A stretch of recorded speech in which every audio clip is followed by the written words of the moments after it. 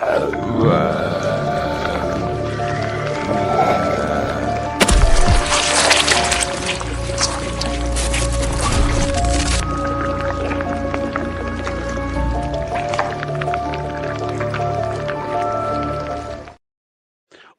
all you spooky people out there. We're here with a special episode of VTV tonight. As you know, I'm Versace Stoner. We got Victor Sin, and we got one of my new favorite authors in the house. I'm probably gonna botch this, but Ari Mnemonic? Mnemonic. Mnemonic. Okay. Yep. It's close. It's Oh, close. it is close. Yeah. I like it though. It's close to demonic, which is right up my alley. Mnemonic devices are a way to remember things, and if you're into sci-fi, there's this awful but good movie, Johnny Mnemonic, so it's kind of Yes. a rip-off of that. Yeah. Okay. Yes. Okay. Okay.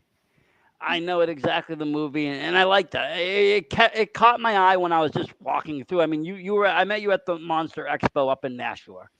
Great time. I'm going to be honest. If no one's ever been to a Monster Expo, get to one because the price point on point.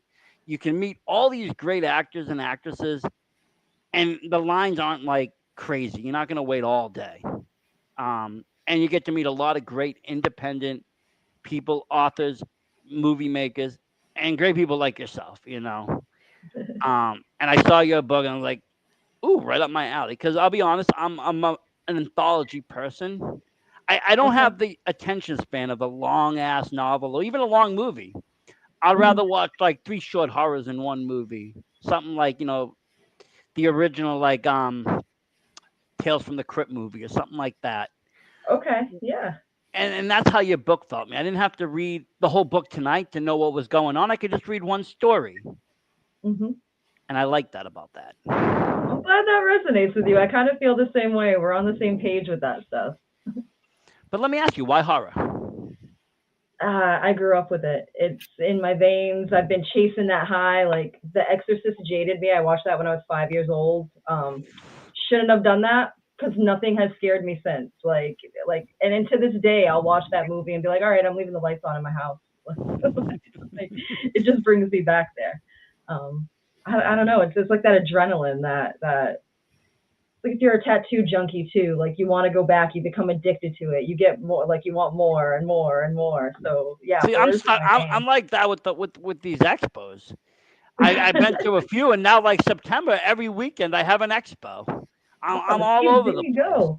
They're fun though, and each one has a different vibe. Even though it's all horror, I'm sure you can attest that each one's got a different feel to it.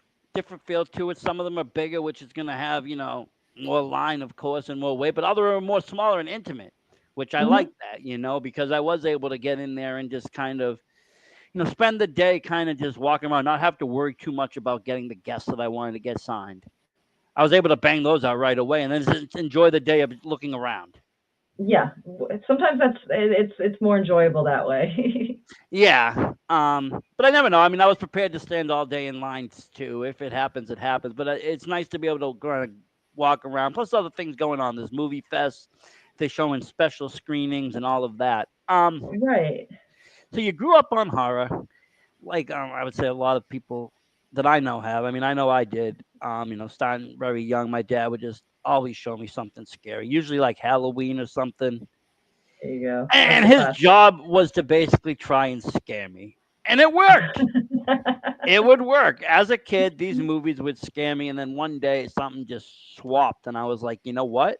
I love this shit. There I'm you eating it go. up, and I'm watching all these things, and now I'm into the level of like I'll just try to find bizarre '90s films that never made it to Blu-ray that are only on like bootleg DVD or something, and just total bad quality. I know like things like Severin Films is putting out all these like great older movies, redoing them, and other stuff. But I've gone through all these horrors. I was like, I'm just looking for that next. I would guess high, that the next high of horror. What's out there? Because there's so much. You talk about a horror, you can talk blockbuster horror video, but then it's like not everything's a blockbuster success, and not everything. There's so much scary stuff that's not at that level. Yeah, it doesn't have to be. Are you into foreign films? Does that Oh, bother I you? love foreign. No, I love foreign films. Right now, I've been Have stuck you? on my Italian films, but like the Cannibal. I'm a Cannibal fan, so I'll be sitting there with like Cannibal Holocaust, Cannibal Ferox, Eaten Alive. I watch all three in a row. I love this shit.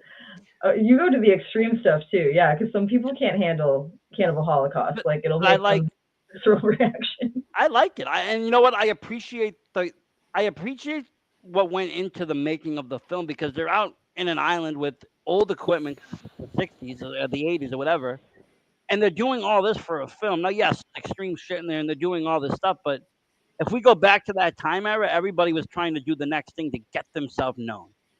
Mhm. It's a different time. Mhm. We didn't have respect for animals like they did back in the day. There wasn't all these things that happened. So these movies were able to be made. But I'm also a big fan of like J horror, all those Japanese films. Those ones will still scare me to this day because some of Okay. them are so creepy. Yes. Yes, Yeah, they psychological. have the ghost movies down. Sorry. No, it's like psychological. That's what the Yes. Japanese are. Yeah. Yeah, But And it's they're then good still at that. Cannibal Holocaust. I never seen it. next watch along, we're doing Cannibal Holocaust. Next Horror Nights watch along. I'm around next weekend. This weekend, That's when we're doing it. Saturday night. That's what I'll play. because I've never seen it. I know. When you I know it's from like the '80s, '70s. yeah. Yes, I You know know. what I love about you know what I think that draws me to it because I'm a big found footage film person too, and I think that Mm. was that being like almost the first found footage film, and being so realistic at the time that they had to drag the director into court, thinking that he Yes. killed the Yeah. actors. Did you guys see Green Inferno? Eli I Roth. did. I have. That felt like a very like homage It to was. Cannibal Holocaust. Did you see Green Inferno, Victor? No, I haven't seen it. You see, I have two younger kids, so for a long Oh. time it was either like Disney, it was Disney or nothing. Okay. I'll be Okay. honest with you. I watched Cannibal Holocaust. My kid watched Cannibal Holocaust. My wife watched. You know what? Just because they were all curious, the whole family, my mom, my dad, my wife, my kid, we all sat and watched Cannibal Holocaust. That is okay. That's all right. Now, my kid, I moved out for certain scenes that dealt with the sexual nature. Okay. Yeah. But as far as like gore, he knows he's been on sets and stuff that knows enough that gore is fake. This is theater. That's cool. Especially being in the wrestling world, I had to teach that really fast because Okay. he was jumping and trying to like break my neck. I'm like, no, that's not how that's gonna go. These guys aren't really hurting each other. Mhm. So we kind of got in that route, and then it got into like, okay, well, it also was in special effects. He watches a lot of YouTube stuff. I'm like, well, they made it like this, and then so he appreciates the effects. I do Yeah. sensitize when it comes to the sexuality because he's younger, but the gore Understandable. I'm not really afraid of because, like I said, he knows it's fake. My parents, they watched it. They were like, eh. My dad probably enjoyed it. My mom was a little bit like, whatever. My wife hated it. She was like, this is garbage. Oh wow. But she doesn't like horror at all. She does not do Oh, so scary. you were torturing her. It was a found. I told her it was a true story too. She likes documentaries, so I said it was a documentary. See, my wife always liked the scary stuff, but the gore, no, never gore, no Okay. way. It had to be scary, and I was always Psychological. I was always into the But gore and I everything. mean, Then I had kids, and then that kind of like I'll you be know honest with you. That movie has nothing. I got a hold of a Blu-ray copy off of Arrow of Necromantic, and that Mhm. movie, Cannibal Holocaust, has nothing on Necromantic. If you've ever seen Really? Necromantic, No, I haven't. But now I'm it interested. put it this way: a woman leaves her current boyfriend because she's now having a sexual affair with the corpse. Interesting. Okay. And Interesting. it's filmed in full brutality of everything that could possibly go on. Is it like Antichrist level? Like, have you seen that with Willem Dafoe? Like how It, some of the scenes are I think quite. it's even worse than that because it's a German film, so it's getting into Oh, foreign territories. The director also did the Death Toad or something, Toadman. He's done okay. some real interesting. But if you can get a hold of Necromantic and the kind of fetishism, gore kind of stuff don't bother you, definitely an interesting watch. Okay. All right. Yeah, I'll have to check that out. But so what made you want to write it though?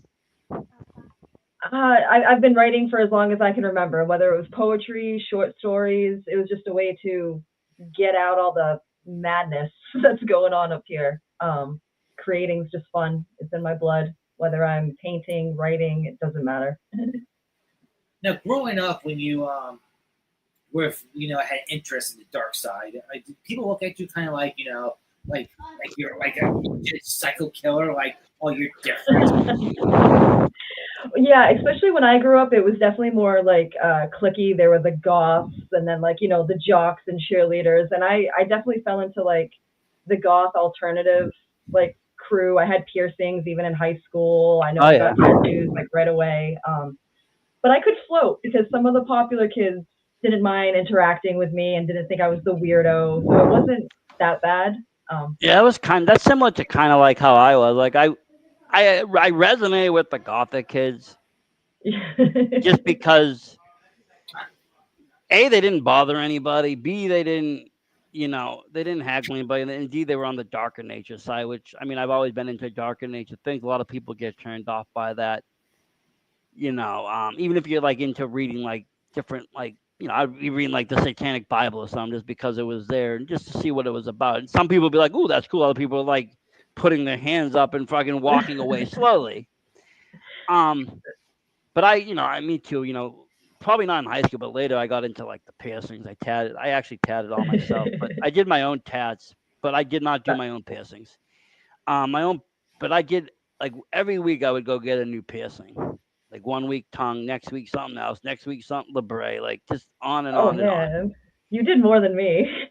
And I took them all out now, but at one point everything was just kind of Yeah, pierced up. we got older. That's what it's known as. Yeah, kind of.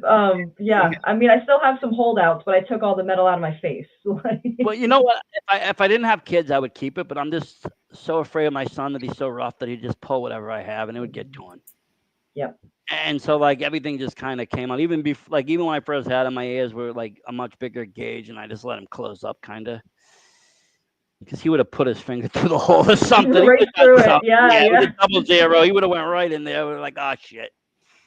No, Um, that's not good. no, but you know, um, but yeah, I think you know.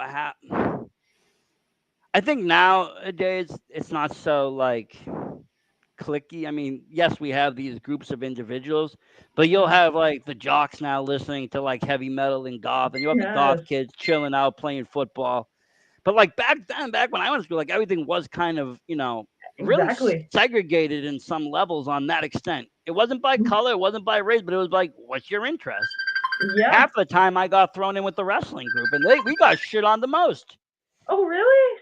Every day they'd be like, it's fake. You know it's fake. I'm like, obviously we know it's fake every day.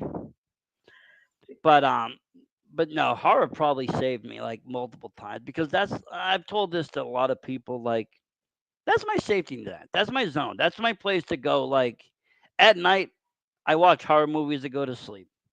If I'm Okay. having a bad day, I watch horror movies. Like that's my spot. That's my most comfortable zone. And it doesn't have to be this blood gore fest. It could be some slow psychological burn. It could be something like Hereditary, which is just a really, really slow burn, or it could be, Yeah. something just fast action paced.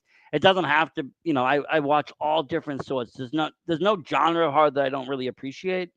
Hmm. Um and no time era that I kind of exclude either. I'll watch stuff from the 50s, the 60s. I got a hold of what was it the other night? I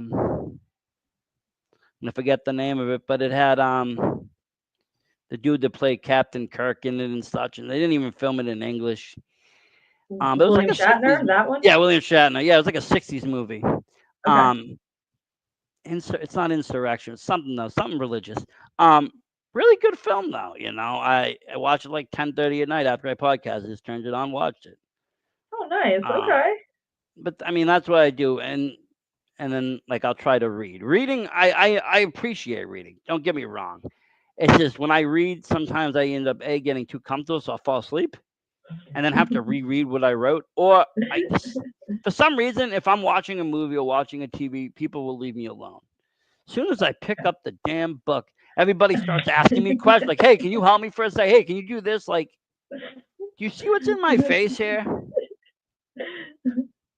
Well, I mean, being a dad, I'm sure it's yeah, never a moment's rest, right? Like, No, no, there's no rest in that. But it's all for the right reasons and all for good things. I wouldn't trade it any other way. Honestly, you know. And at least my son has an enjoyment for horror. He likes it. He actually, to be honest with you, he actually got me back into the genre because for a What? while, like, yeah, I would watch horrors that were on, but I was really deep into wrestling. And just working Okay. with the independent scene. I was doing a lot of stuff. And my kids started playing all these spooky, like, games, just these horror games that were coming out at the time, like Poppy's Playtime and other just games that were just scary. Five Nights at Freddy's, he got me into. Bendy, I don't know, just a bunch of horror games. So he got me into all these games. I could see him getting excited. So then I started, getting into things again. And then all of a sudden I started watching movies. And then before you know it, I'm ordering new Blu-rays. And then it went down a really big spiral to owning, like, going to cons. 'Cause I had never been to a horror con till last year, till this year. This was my Oh my first year. gosh. That was What? actually honestly, that was my actually second horror con. The first one I went to was the Monster Expo back in April. Okay, in Fairhaven, right, dude. Yeah, Oh man. So it's so cool that you have this bond with your son and you guys can like do this stuff together and then the fact that it like sparked that interest again, like that's so cool. That's amazing.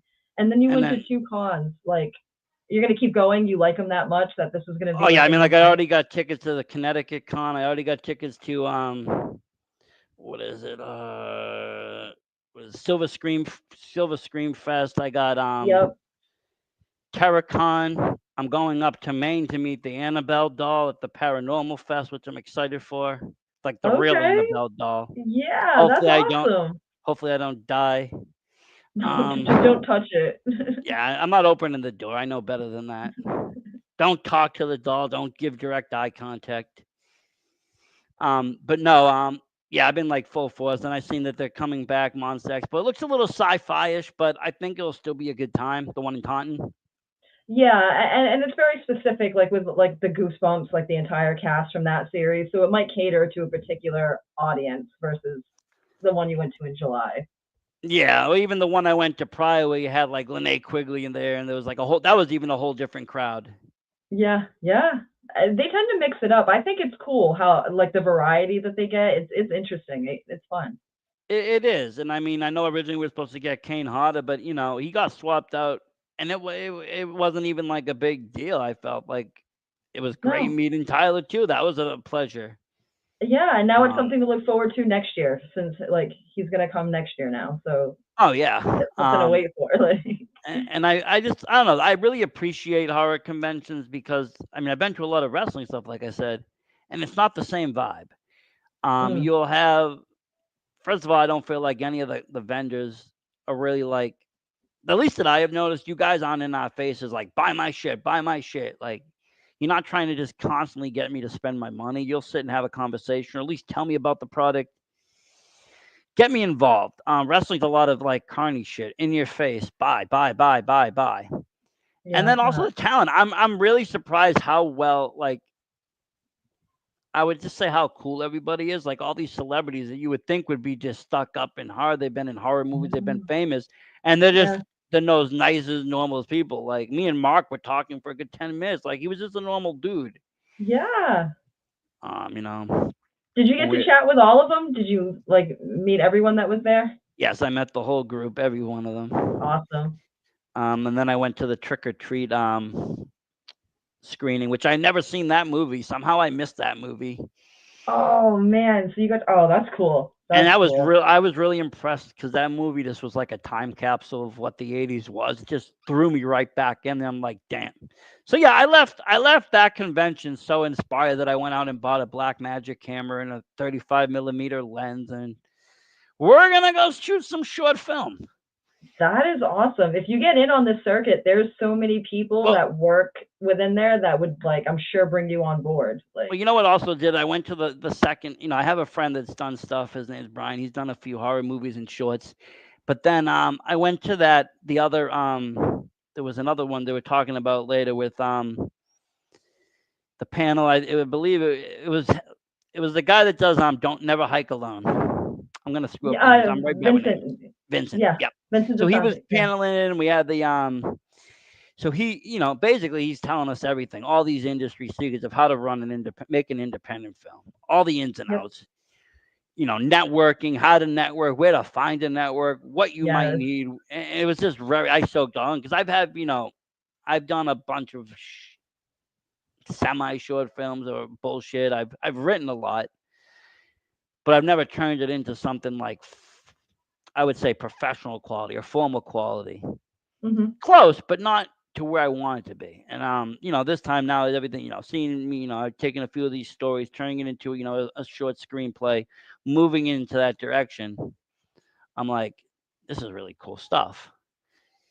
So But that it's panel not. that he did even like inspired you or helped you, gave you little like things to like Oh yeah, chew on to I use. left that panel like lit up like a Christmas tree with Oh, ideas. that's great. I'm gonna have to tell him that. Do you follow him on social Mob I Stomp do. Films? Do you I follow do. I've him? been trying to get him. I've been trying to get him on the show too because I love his films and just I'm a big Jason fan. But no, we talked that day a little bit at the booth, and then I saw that panel. And like I said, after that panel, just hearing how people were putting on, doing these movies, and if you find, like you said, the right crowd, you got all these people that are in it together, and people are just helping each other. You got a nice sound guy that's helping you over here, and then you're helping him on his stuff, and you got an FX person. Oh, Yeah. great, sweet, and everybody's just kind of throwing what they know best into the project.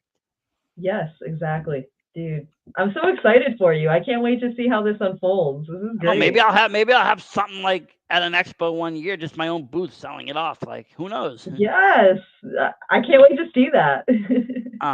But no, like again, going back to it all, I enjoy that. I mean, even when I stopped at your booth, you know, you were just, hey, how's it going? It wasn't like, hey, look, I got a book for sale. It's this much money. Buy it now. You'll be scared forever. It's like, Yeah, but hey, the what's other up? version is just as creepy. Like, hey, how's it going? That's what you sound like. Like, how's it going? Like Joey from Friends. Like, That wasn't that yeah. great because you It got a lot of wasn't. people there. It's just normal talk. Like, Yeah, it's not like I mean, going into GameStop back in the day, and they would try to push things on you, like right, like oh, buy this, do that, and like you're saying, like a salesman, like it's not organic. Versus a lot of the vendors there, we're for networking too. Like we don't expect everyone to buy something. We're all in our element. We all like horror, sci. That's why we're here. That's why we're working the and con. I So mean, we let's be get to honest. kind of I've written some books and I've self published them, but I mean, how many of in the beginning of that? How many copies did you give away just to friends to let them read it, to let them get the name out there? Like you right, do that. That's part of the exactly. networking kind of thing. I feel, Yep, especially on the exactly. independent level, when you don't have a big publisher behind you or a big deadline, you end up kind of networking out there and getting your product. You sacrifice a little of the financial gain, but you Hmm. end up gaining a lot of publicity or your face is spotlit, or you get into Hmm. these niche audiences that are perfect for you, and then you're good. Yeah.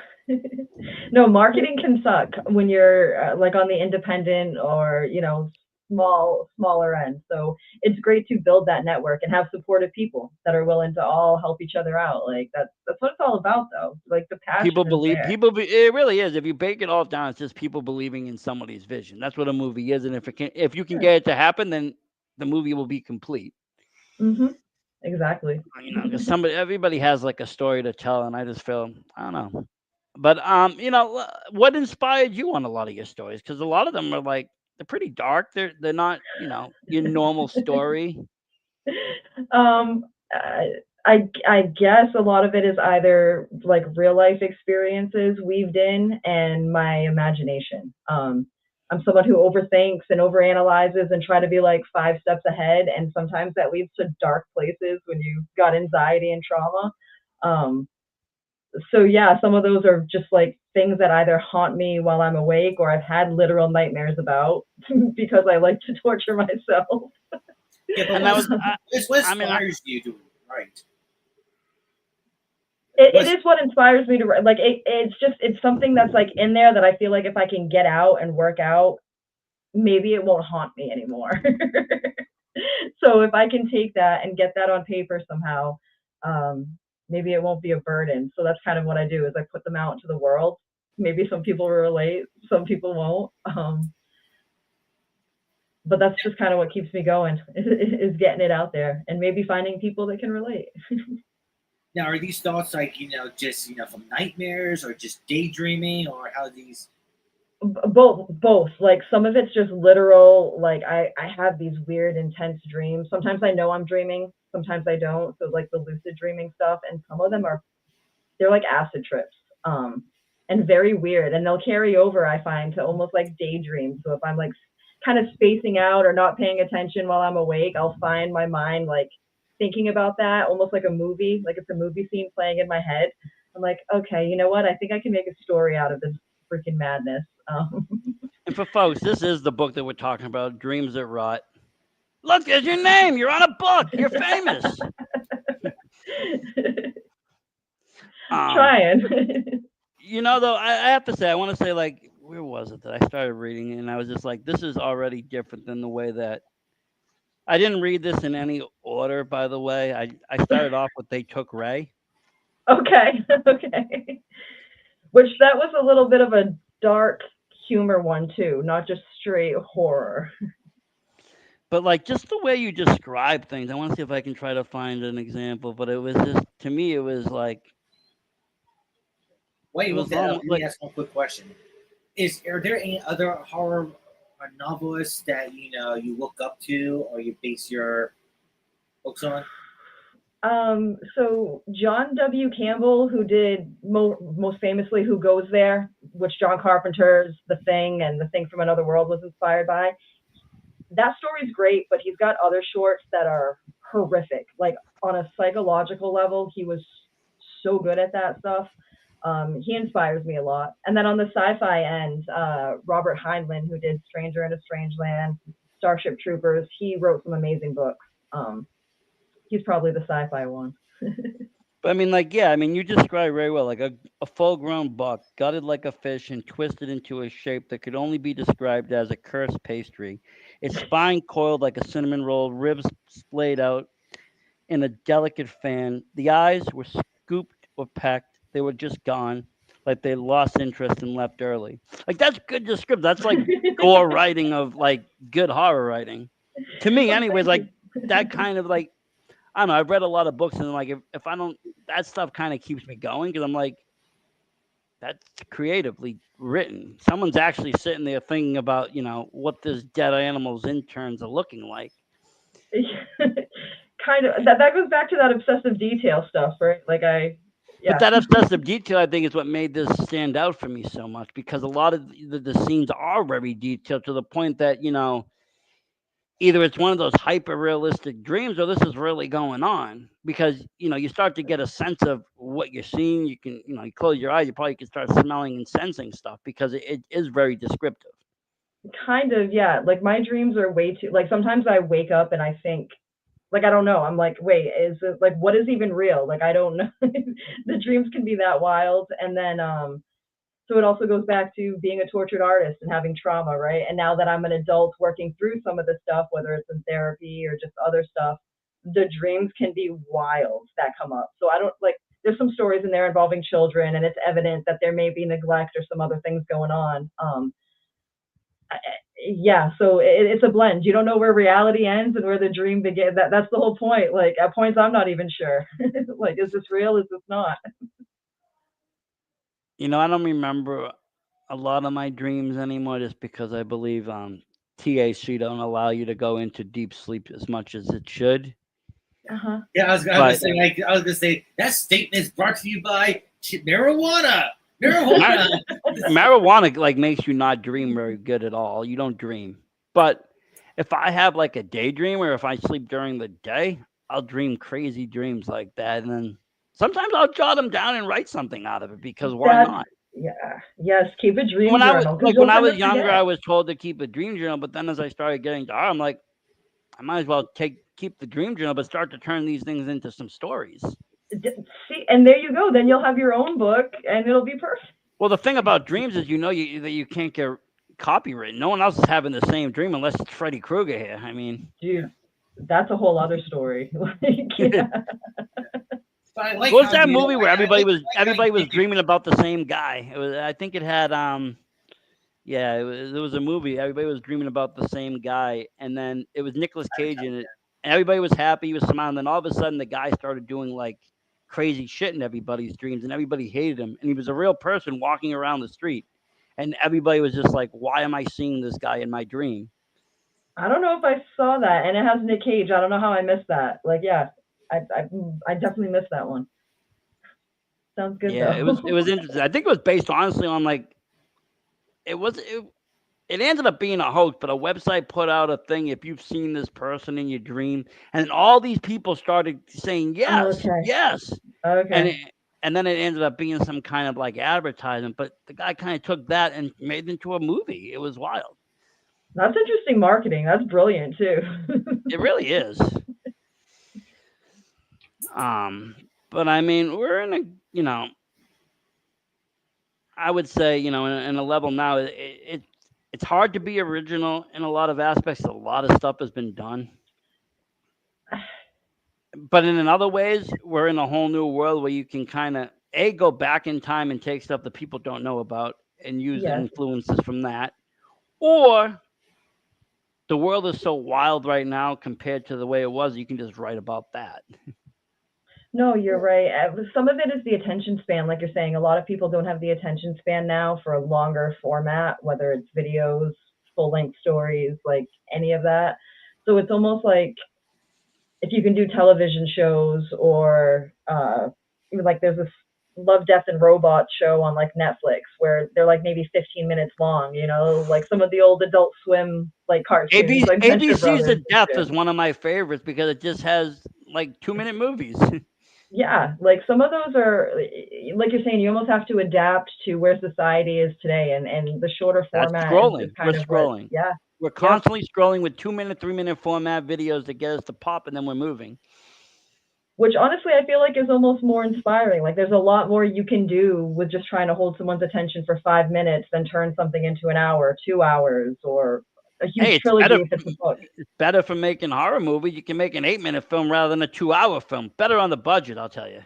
Yeah, that too, and it can still be just as entertaining and horrifying. Some of these shorts Oh yeah, are amazing that are I put love out. Like, going. I mean, I will say that I did go to one other festival. I went to the Salem Horror Festival, mhm. and they had a small screening, because they had what's her name there, Heather Lawrence there from was it Ashley Lawrence? I'm very bad with names, From but Hellraiser. yeah, she was there, and Yeah. did a special screening of Hellraiser 2, Okay. and we had another author there. I will definitely butcher her name. Um, I will find that though. But they were also showing off some of the shorts. And these were like 8 minutes long. One of them was about a mermaid. That was the one that won. And to me, I thought it was just another thing that I kind of left all lit up. Oh yes, that's right. Dr. Tenerife Dew. She was there Hmm. as well. She has written a few novels. I'll have to look Um, her up. yeah, very nice lady. I got to speak with her a little bit, and she writes a lot of it's like horror, but it's intertwined with race and fact and history. Kind Okay. of similar to like well, I guess a lot of people compared her newest book to Sinners. Oh, okay. Okay. Like So period pieces is what she focuses it is, on. but she does a lot of research to make sure the period pieces are right. And like the story that the book that I'm reading, because I am it's a full book, so I've been reading like 10 pages a month because I'm like that. But it's based on actually a kind of a true story. I guess she found out she had a brother that died in one of these like home for boys. Oh wow. Okay. And so she like did all this research on everything and found out all these things and she turned it into a ghost story. So it's similar like Anne Rice when she lost her child, she wrote the Ki- Vampire Chronicles and Similar, whatnot. So similar, similar to real that. life inspiring. But she told the story of this place and this building and all this horrific stuff that happened, but through horror, which weirdly, honestly, softens it. It softens the harshness of what is taking place. Of reality. Yeah. Yeah, because now Yeah. you're into a movie, so the horror is never going to be as scary as real life. I tell somebody, if you really want to be scared, turn the news on. Forget about what's on Yeah. sci-fi. True. Turn the Yeah. news on. Yep. Um, but I mean, yeah, I love stuff like that. But like I said, I'm a fan of almost anything, whether it's way out there, far fetched, something that based on true events. To me, every piece of horror has a place. Like I don't think there's any bad horror. I know there's people out there Okay. that this is horrible. This is a terrible movie. Maybe maybe it was presented badly. Maybe it was produced badly. But if you strip certain things away Hmm. and get to the core story, the story Yeah. is a story. And stories in horror, to me, they're all special. It's somebody's The thought execution process. might have not been great. Is basically like, so the end result might lack a little bit, but the overall meat If you can just is, turn away from all that and just appreciate, somebody had an idea and they put it to this film, yeah. regardless of how it turned out, just doing those actions, it's not easy. A, not everybody does that. And B, I mean, it's a financial gamble. Most of, especially if you're not backed by anybody. No, it's hard to make that stuff happen. So, I mean, if you're living your dream and able to put it out there and the execution just wasn't 100, like you're saying, I the story's I'll still rock there. with.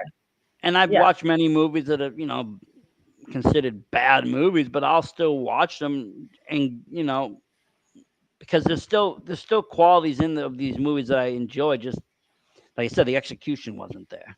Yeah. I really do just eat up horror, like all of it. It's A weird, true but fan. I am. Do you mind if I ask a quick question? Yeah. Go.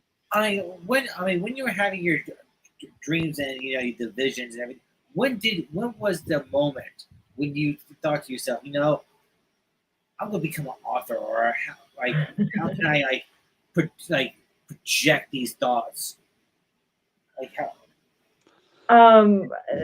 When I was in high school, we had an assignment to create a short story. So I did. And my English teacher was amazed by it. He was also amazed by some of my poetry. And unbeknownst to me, he submitted some of my works to different publications. And though I didn't win, he was like, "Hey, Ari, if you can push with this stuff, like, you've got a talent here. Like, stick with it." Like, I loved reading your short story. It was great. So that kind of got me thinking. And once I graduated high school, I was kind of looking for a job, trying to be able to do something that I could make money. And I started writing, sending my works off. And you don't make much. Maybe it's like 5 cents a word, 3 cents a word. But yeah, I kind of got my foot in the door, and I realized some people want to read my shit. So it's cool. Like I could do this, maybe. And why not? I mean, if it's a natural talent and it's in a passion, it's not even really a job. Like I don't, I would just say it's fun. Yeah, I mean, I'm no, sure I'm sure there's exactly. stress in it, like anything. Like I'm thinking about myself now. Right, right. I'm gonna make a film. It's gonna be totally fun. I'm sure there's gonna be times I'm gonna be ripping my hair out of my head. Or I'm gonna be stressed and agitated. But Hmm. for me, if it's truly a passion, those bad times are just as fine for me as the good times, because the end product, the end result is what I'm looking for, and the journey along the way, and learning from everybody, and learning this and learning that, Yeah. all that happens and takes place. And the Yeah, same when thing with the Versace and I book. started working, I had a full set of hair. I had hair down to here Long when we started working. Now God, look at yeah, All me. that stress. all No. Less all that stress. stress. That's mostly from the wrestling world, though. Like I said, the wrestling world's crazy. Oh, it's brutal, that world. But like all that stuff is a labor of love. Trying to fulfill your dreams, like it's always a labor of love, man. Like you got to take the Oh good with yeah, the bad. it's a brutal industry, but I love the independent scene in that too, because for the same reason, like there's people out there pushing themselves, doing this stuff for themselves. Something for me about independent stuff, just again, I mean, I watch some TV wrestling, not as much as when I was a kid, but for me, again, the intimacy of it. You go to these shows, I see these people wrestle, and then I get to meet them, talk to them. And you don't Yeah. know if, the next month they're going to be big superstars. And a lot of them do become superstars within, a couple of months. Like you Mhm. could become the next Anne Rice next year. You could write another book, you blow Oh, up, that'd be awesome. but it could happen. Like anything Yeah. can happen. And I'll be like, you know what? I'll be pulling this interview back up and resharing and being like, I had her on back when. Dude, see, that's the mentality to help everyone out and network because you never know, and people will take you along with them, right? That's Like, how I started this because I was going to these indie shows and there was like maybe 50 people in the crowd, not a lot. These young guys and girls were doing tremendous things for the small audiences, but nobody was talking about it because everybody was talking about something else. So I was like, you know what, I'm going to talk about it. I started going with a camera. I started filming things. Next thing you know, I've gotten some of these kids' videos up to 1.4 million, 10 million views. My followers, subscribers are going up. I'm like, you know what? I think we're going to start even talking about this now. And so I started a podcast, started interviewing guys and girls across New England, and a lot of them have now moved on to the next level. People like Alec Price and Ricky Smokes, they're, contracted by WWE or at least under their belt. And other people have, been on there. And I've talked to people that come back, similar to, you've seen like, a movie star from Hollywood that's kind of maybe taken a couple of years off or something. hmm Or goes back into the independent world. You see that now in the horror world. You'll see a lot of these like people that played Jason and people that played like any of them, they might do a fan film. oh, for sure, and they'll do indie like so. Brett Wagner, who was Leatherface for one of the, he was Yep. there, and the dude Vincent from Womp Stomp, who you brought up, he and I are in this movie Shiver that's going to be filming this winter in New Hampshire. I think Brett's he going to be talked. in it now. I think Brent talked about that a little bit because he was on that. He was in that panel too. Yeah, yeah. So he's going to be doing that. But like you're saying, like you have these people that have some weight behind their name. People like them for the things they've done, and they want to come work on a small indie project. That But it's the same thing with the wrestling world. You have these guys that come back from the WWE and they'll come and work small shows because A, they love it. yeah, It's their yep. life, and B, I mean, sometimes it's more lucrative. So oh yeah, it could be yeah You never for sure. know, but a lot of the time I've seen with the horror world, it's the passion. The people love it.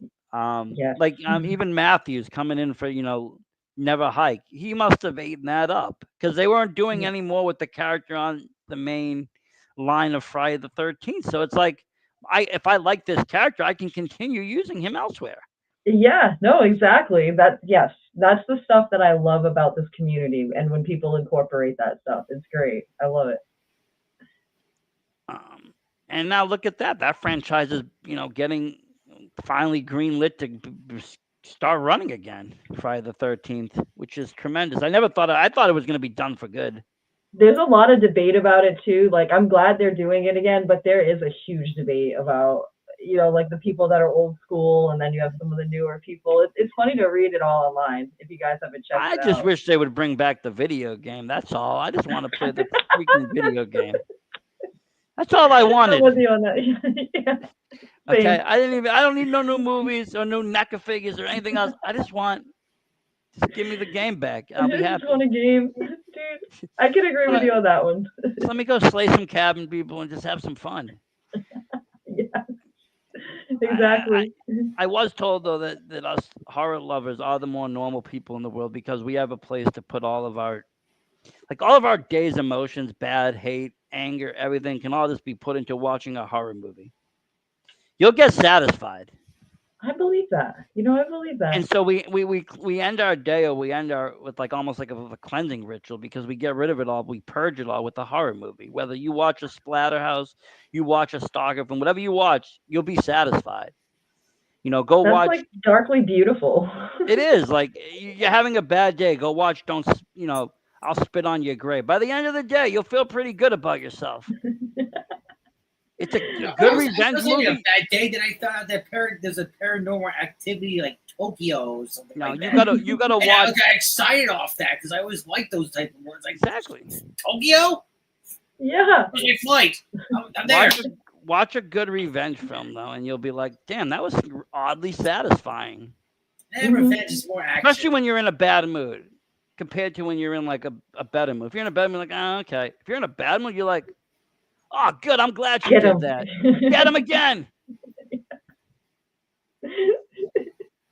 But it's a safe spot to take out that kind of out on. You can either write about it, you can film it.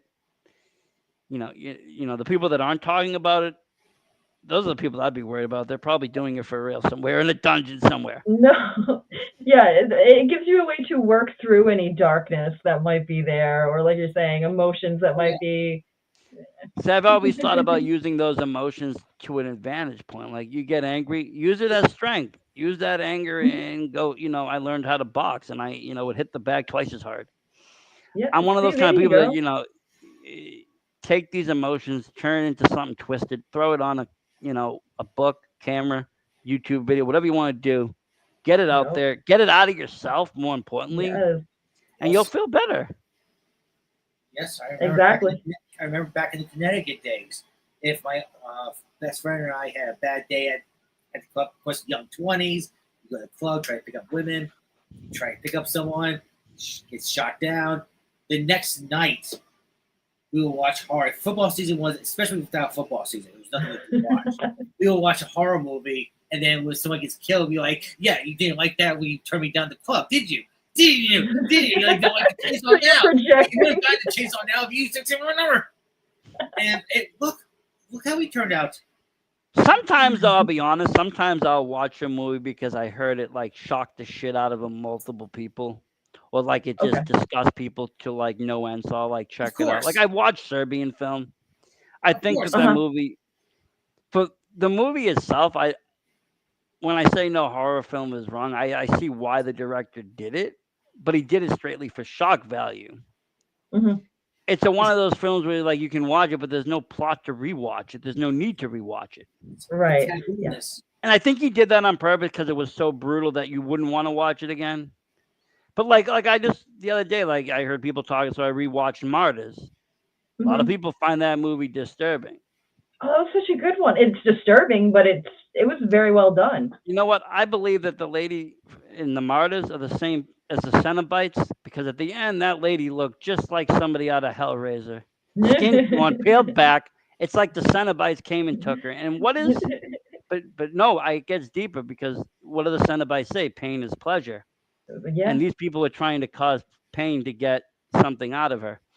Hmm. Good movie though. I know a lot of people that can't stomach it. Some people said it looked too real, it looked too this, but Oh, so good. I don't know. Sometimes I'll watch these movies, and sometimes I'll find them like shocking. Like I said, when I first heard of Serbian, I watched it. I mean, I didn't turn it off. I didn't go throw up or anything, but I was like, damn, that was a fucked up film. No, and like you're saying, but it was almost fucked up just to be fucked up. So the replay value, it's not No, because there. It's I taboo figured and like, yeah, once I seen like one or two scenes, and I figured, okay, this guy's just making the most fucked up movie he can make. yeah, There's no plot to this really. This is just to see how far he can go with the camera. different Yes, than someone creating something and giving it life. I'm sorry. I want to ask a quick question, and Versace, I want you to answer this as well. Do you think with the way society is, with peace being PC and people have to pick and choose what to say and how they express their creativity, do you think that holds back a lot of visions of horror movies because people are just too afraid they'll be canceled out because their vision is just so out there that it's just like, why get canceled or go through the pain? I would say no.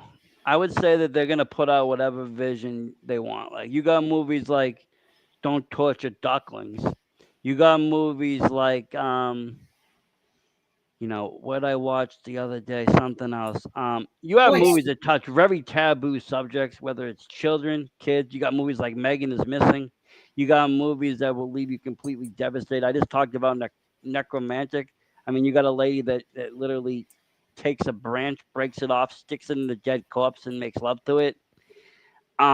If people want it done, they're gonna do it. Terrifier, Damon, he got shut down for his third film. He just did it independently. If somebody wants a movie out there, they're gonna just do it. I don't think that a lot of that social stuff goes out the window when they want to produce a horror film, in my opinion. The genuine people, I think, will do it. Like you're saying, like Leone had a passion with Terrifier, and he was going to make that happen. Um, like Vincent from Womp Stomp, passion, he's going to make his stuff happen. And but there are people that want to be mainstream or want to make it big, or perhaps just want the money. And I think they were the ones that will sacrifice that creativity and that passion for that safe zone, that comfort zone, that check, like whatever it is they're looking for.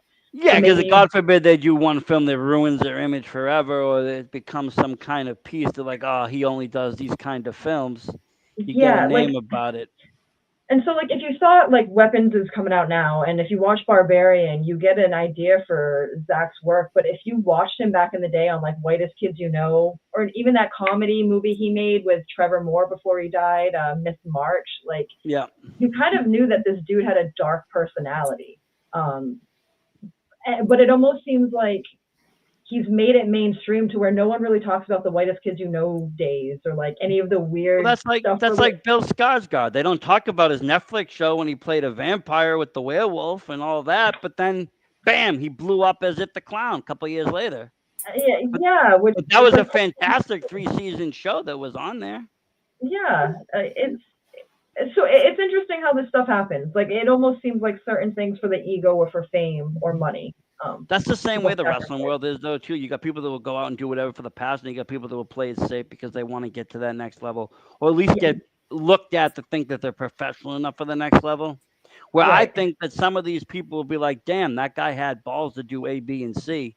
I like this guy. Yes, yes.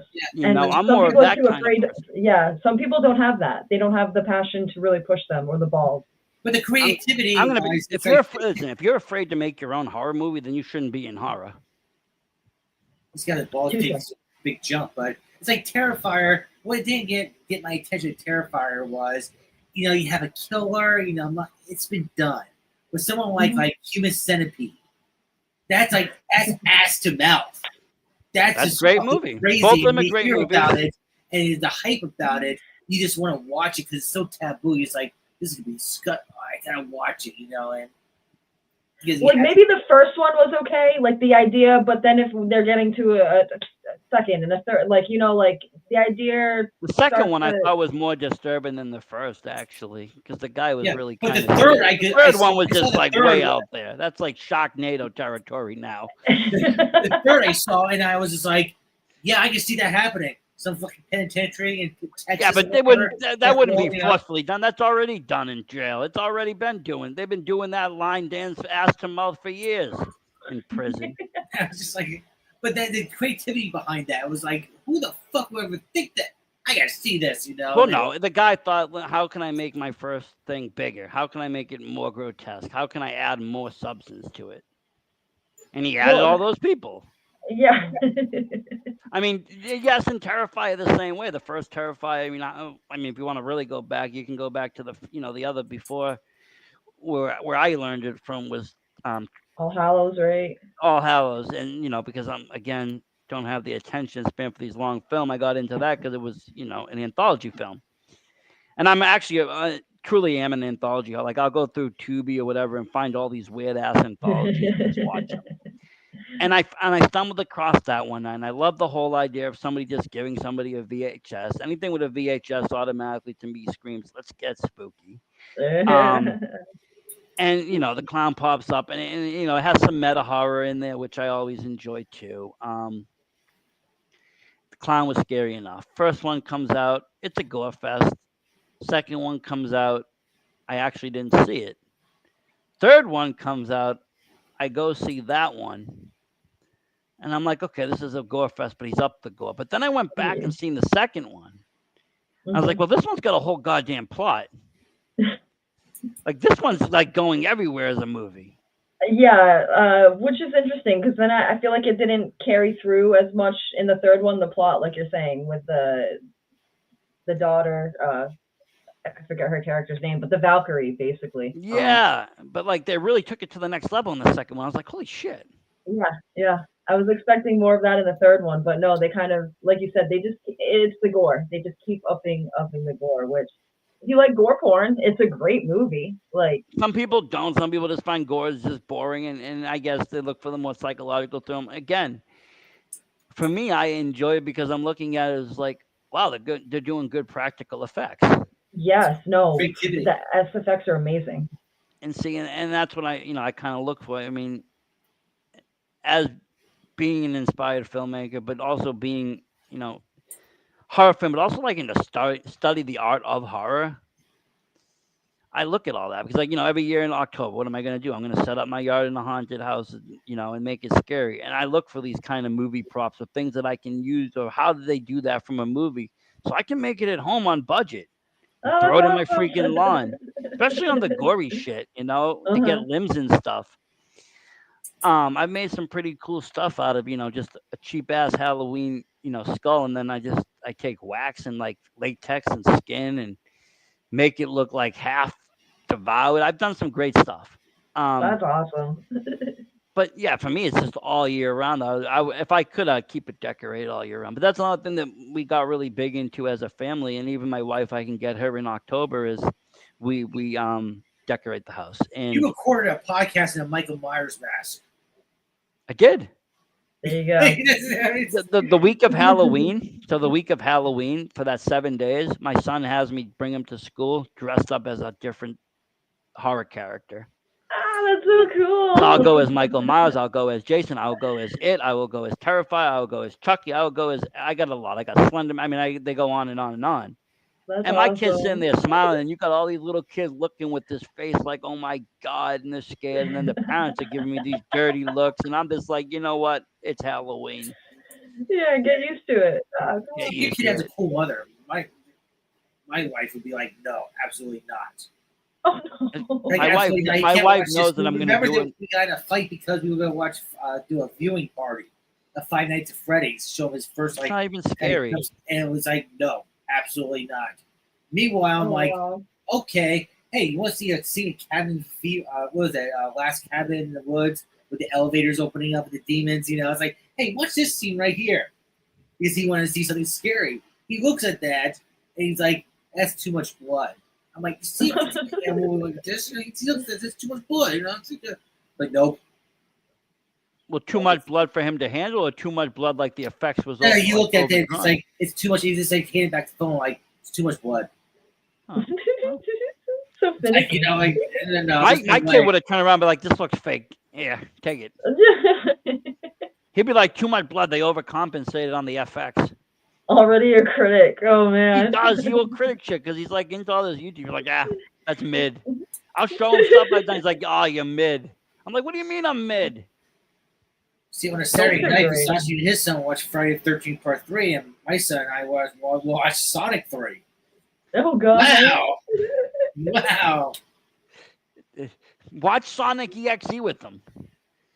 And don't tell him it's a horror. Just find it online. And Sonic ends up killing Tails. He kills Knuckles. He kills everybody. Oh my gosh. It's Shin, like a 3-minute my cartoon. son's really into like Shin Sonic, you know, Cartoon Cat, Yeah, so imagine if you put it in a Siren Head. corrupted Sonic game from 1993, and all of a sudden you see your beloved Sonic chasing and killing and hunting down and eating Tails' head, and then he Oh runs my further, kills Robotnik, and then you know you're next, and the game just shuts off and says you're next. gosh. Dude. That's the other part of reading that I'll read is creepypastas. I'll read the creepypastas Ah, because those are good sometimes. You can get they're some good short, ones. they're I short, they're quick, the stuff that my and son's watching these days, it's just some guy from England who's looked at the 1939, you know, cats, you know, cartoon cats, and he's like, "That's scary as fuck. I'm gonna make this cat start eating people." There oh yeah, you yeah. go. It's this huge thing now. It's just like Cartoon cat, cartoon dog, cartoon cow. They're really big in the cat, horror. cartoon dog, cartoon mouse, Really? siren head. You know, it's like all Siren these. Head's another one. You got all these what are they called? They're not anomalies. There's a word for them. But you see these videos, you're just like, these are corny, but this guy's fucking smart. Yeah. He's corny because I'm just a dog. I'm in my You should 40s. have your kid watch Slide Eater. It's about a slide that just eats people. The SCP Foundation has a lot of great stories about SCPs and anomalies in the world that are quite of them are quite entertaining. Different I haven't creatures that read you it. might not know. You know, they have like this whole foundation, like SCP-1105 Mimic, and they'll talk and they'll Okay. have all these descriptions of what it does, where it does, and then they have them in games, different things. But cartoon, I've seen the cartoon ones in those. I've seen Siren Head. Yeah, horror's gone like all over the place online because it's gone back to into like it's in two people's hands. Like, yeah, there's a whole like thriving horror scene for like adults, but for kids there's even more because now, like I said, there's all these games, Poppy's Playtime, which is like, you're in an abandoned toy factory and you don't know why. And you start to realize that they were doing experiments, killing kids, turning them into toys. Oh my god. It's really freaking dark. They have another one, Garten Abandoned. You're in an abandoned. You're trying to find your kid in at daycare, and like he's missing. It's like 7 floors, and there's like 8 games, and there's Holy shit. again you find out kids are getting experimented on. Some of them are turned to monsters. They have this other one, Bendy, which is kind of based on that cartoon cat, an old drawing. And they take all these and they start making movies and short movies out of them and fan movies out of them. And kids start making fan movies. And all of a sudden, you got kids making horror movies. Well, I mean, now we didn't have it when we were younger, but cell phones today are great. Like the cameras on there, the quality you can get, like you'd have to lug around a huge thing before if your parents would even let you freaking touch theirs. Like And you still wouldn't have nowadays, got, everyone. and it still wouldn't have been cinematic quality. It would have been like, okay, yeah, you're filming from a home recorder. But you can Yeah, turn your yeah. phone into a freaking, movie studio now. It's like, damn. You really and all the apps to edit everything nowadays. It's so the convenience is there. I can see how it'd be way easier for a kid to get into it. You don't have to wait until you're whatever age to go to school, this, that. Like you could start right No, and away. I'm sure they start teaching these things younger too. Like I remember when I was getting out of school, it was just kind of big, but they were starting to teach like web design and stuff. And I'm Hmm. sure now they must do a lot more with social media marketing, and because it is a general, you can go into that as a line of work, Oh yeah. marketing, social media, writing, code writing, all of that. Mhm. It would make sense. Um, it is a good skill to know how to maneuver around social media. Because I mean, even to self market yourself, you could have advertisements up the ass, but if you just have a few good social platforms, you don't even need that. No, you're right. Yeah. Like probably trade schools for sure, I would say, are teaching that. Like maybe not the basic like high schools, or maybe not everyone's getting that class, but I guarantee you like the vocational schools, you're getting some of that nowadays with the computer and tech stuff. You'd have to be. Yeah, I mean, I wish they did more. Like I looking back now, I wish I went to like I did film, but like film then probably wasn't film now. It was more like broadcasting, and they were teaching broadcasting. I didn't really want to get into broadcasting, Or you had like the AV club in school, so you could join that. Like it and was then it was totally theater different. or theater, and I Yeah, was like, theater. Yeah, theater. yeah. None of the theater kids liked me, so I wasn't getting into theater. Um, I wasn't artsy enough. Gotcha. I was an artist. I could draw, but I wasn't artsy. I wasn't flamboyant. I didn't know how to like act. I don't know. They just The didn't like me. So drama wasn't there. yeah, I wasn't drama enough. They didn't like me for that reason. So I ended up, like I said, I ended up getting into the computer stuff. They had a few computer courses, and I learned that. And then I went on to learn web design and e-commerce and graphic design, which then led me into videography. And then I self-taught myself everything else. But Yeah, you're smart. We get it. Yeah. well, no, it took 20 Being years to self-taught self-teach is amazing. myself, and I'm still teaching myself. I'm still learning today. Every day I try to learn something new, and because I mean, you want to learn how to, make something in a movie. I need to learn how to key What in was I something. doing? I was a Stanford Connecticut begging the WWF to take me for like a ring guy or something like that, and I ended up bartending. Uh, But kind of like it's very similar. It was Hey, my I didn't. I never said I worked in the web design field. I just said I went to school for it. I never got a web you went to design school gig. though. I ended up doing everything else but. You went to school for it. Because then all of a sudden nobody cared anymore. People could make their own websites off these stupid ass other websites. We're just entering a few numbers. So me knowing all this code was not necessary. Why are you learning that at school? I'm being escorted out by the security at WWF headquarters. Which Escorted I would have out. been dreaming, which I probably was dreaming about doing, getting into WWF headquarters. But it was like, I fully admit that my family tree is roots are alcohol soaked. And one night I was drinking, and I was just like, you know what? Maybe if I instead of being I sit here and drink the alcohol, or I can go out and learn how to make these drinks and work at places. And Okay. that's what I did. And for 20 years, all sorts of different places, all sorts of different clubs. That's cool. So it's different experience every night, like whether it's like concerts, this, that. Just that's cool. Yeah. That would be fun, actually. You get to be part of the Also, madness, but away from it at the same time. also strip clubs as well, but then we'll save that for those. That doesn't hurt either. You Hey, know, I would say this right now.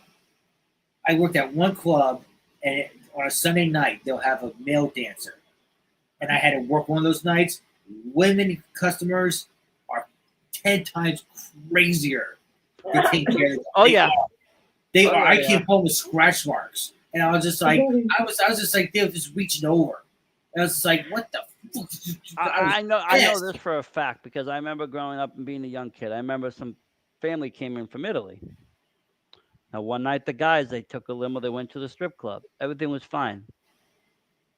Next night the women went. My grandmother, all these older Italian people going. Man, they I don't even think they came back for like 2 days. Okay. They went on And, a bender. and I never even got like full stories. Half of them couldn't even speak English. Half of them forgot how to speak English. They went ham from what I heard. The guys all came home like, 3 a.m., went to bed, not the women. The women go crazy. I believe it. Like it's wild. The energy women have when it comes to that sexual stuff. It's crazy. Dude, it was nuts. I still have And honestly, I mean, I think it's you know, probably gonna sound sexist, but I mean, I feel like if a bunch of guys throwing dollars at a girl, I feel it's kind of like objective. But a Maybe. but a bunch of girls grabbing a guy, I don't feel it to be that objective. I feel like, oh fuck it, it's a boy toy. dude, I made crazy money that night. So I so, I, Dude. But I mean, like I Yeah, said, reap that. Reap that. dude, I made nudity. crazy. I doubled like a regular Saturday night there. I remember those days. I mean, Even almost though every back in those days, movie we had has a at least party, one make good 200 nude bucks. It's scene, like, So hey, it's I don't know. Dude. If you can make money off it. Yeah. And if you can make money off it and you didn't have to dance, hell yeah. No, Did yeah, you have to exactly. dance? Did you have to dance that night, Vic? that night, no. Okay, Different night. different night. We won't. We'll do a special episode on that. Different Ooh, club. that'd be cool. We talk about all sorts on this show. I'll be honest with you. We've gone down some really dark paths. Okay, respect. It's cool that you just let it happen. Whatever conversation, wherever it leads, you guys follow it. I think last night we recorded an episode where I was putting together this chair. I'm just like putting together the chair and everything. We just shooting the shit, you know. Hey, that's cool, man. Yeah, it's like, hey, As long as we don't get things are cool until we get somebody from Texas. Once we get somebody from Texas on the show, all hell breaks loose. Why Texas? Jeez, what's going on down there? Because THC is illegal, half of the porn world's illegal, and we just want to know what the fuck's going on down there. Okay, okay, okay. that's the horror right there. But yeah, we just always. But then you got Texas Chainsaw Massacre, and then it all makes sense. You get rid of the porn, you get rid of the weed, and you got cannibalism. Bible Belty over there, right? Like they got all the religious stuff. Might be, I don't know. It's a guy trying to get head, kiss someone's face. I watched Antrim. I've never been the same since. Like I said, I'm different. I've literally like I don't disregard anybody's religion, but neither am I gonna worship anybody either. Like I've voluntarily let Mormon people come into my house. I've had great conversations with them, but they're telling me about their religious beliefs, and I'm talking to them about ancient Luciferianism or something weird, and they're getting freaked out. And then I got people asking me if they're okay and they're safe to be in the house. I'm like, yeah, the demons aren't angry right now. You're fine. That's Like the movie Heretic on steroids. Like, That was a good movie. I actually saw it the other day, and I was thinking to myself, damn. really good. I mean, I had these two Mormon kids came to help. And I say help because I was working in the garden. They come into the backyard and they start helping me. And why they start helping me, they start talking about the Book of Mormon, and they're like, "Hey, would you want to learn more?" And I'm like, "You guys gonna keep helping me?" And they're like, "Yeah." I said, "Okay, well, you come back tomorrow at 11 o'clock because I'm weeding out here. I had a big garden in my backyard, and we can talk for a whole hour." They came back. They helped me pick weeds. Good on them.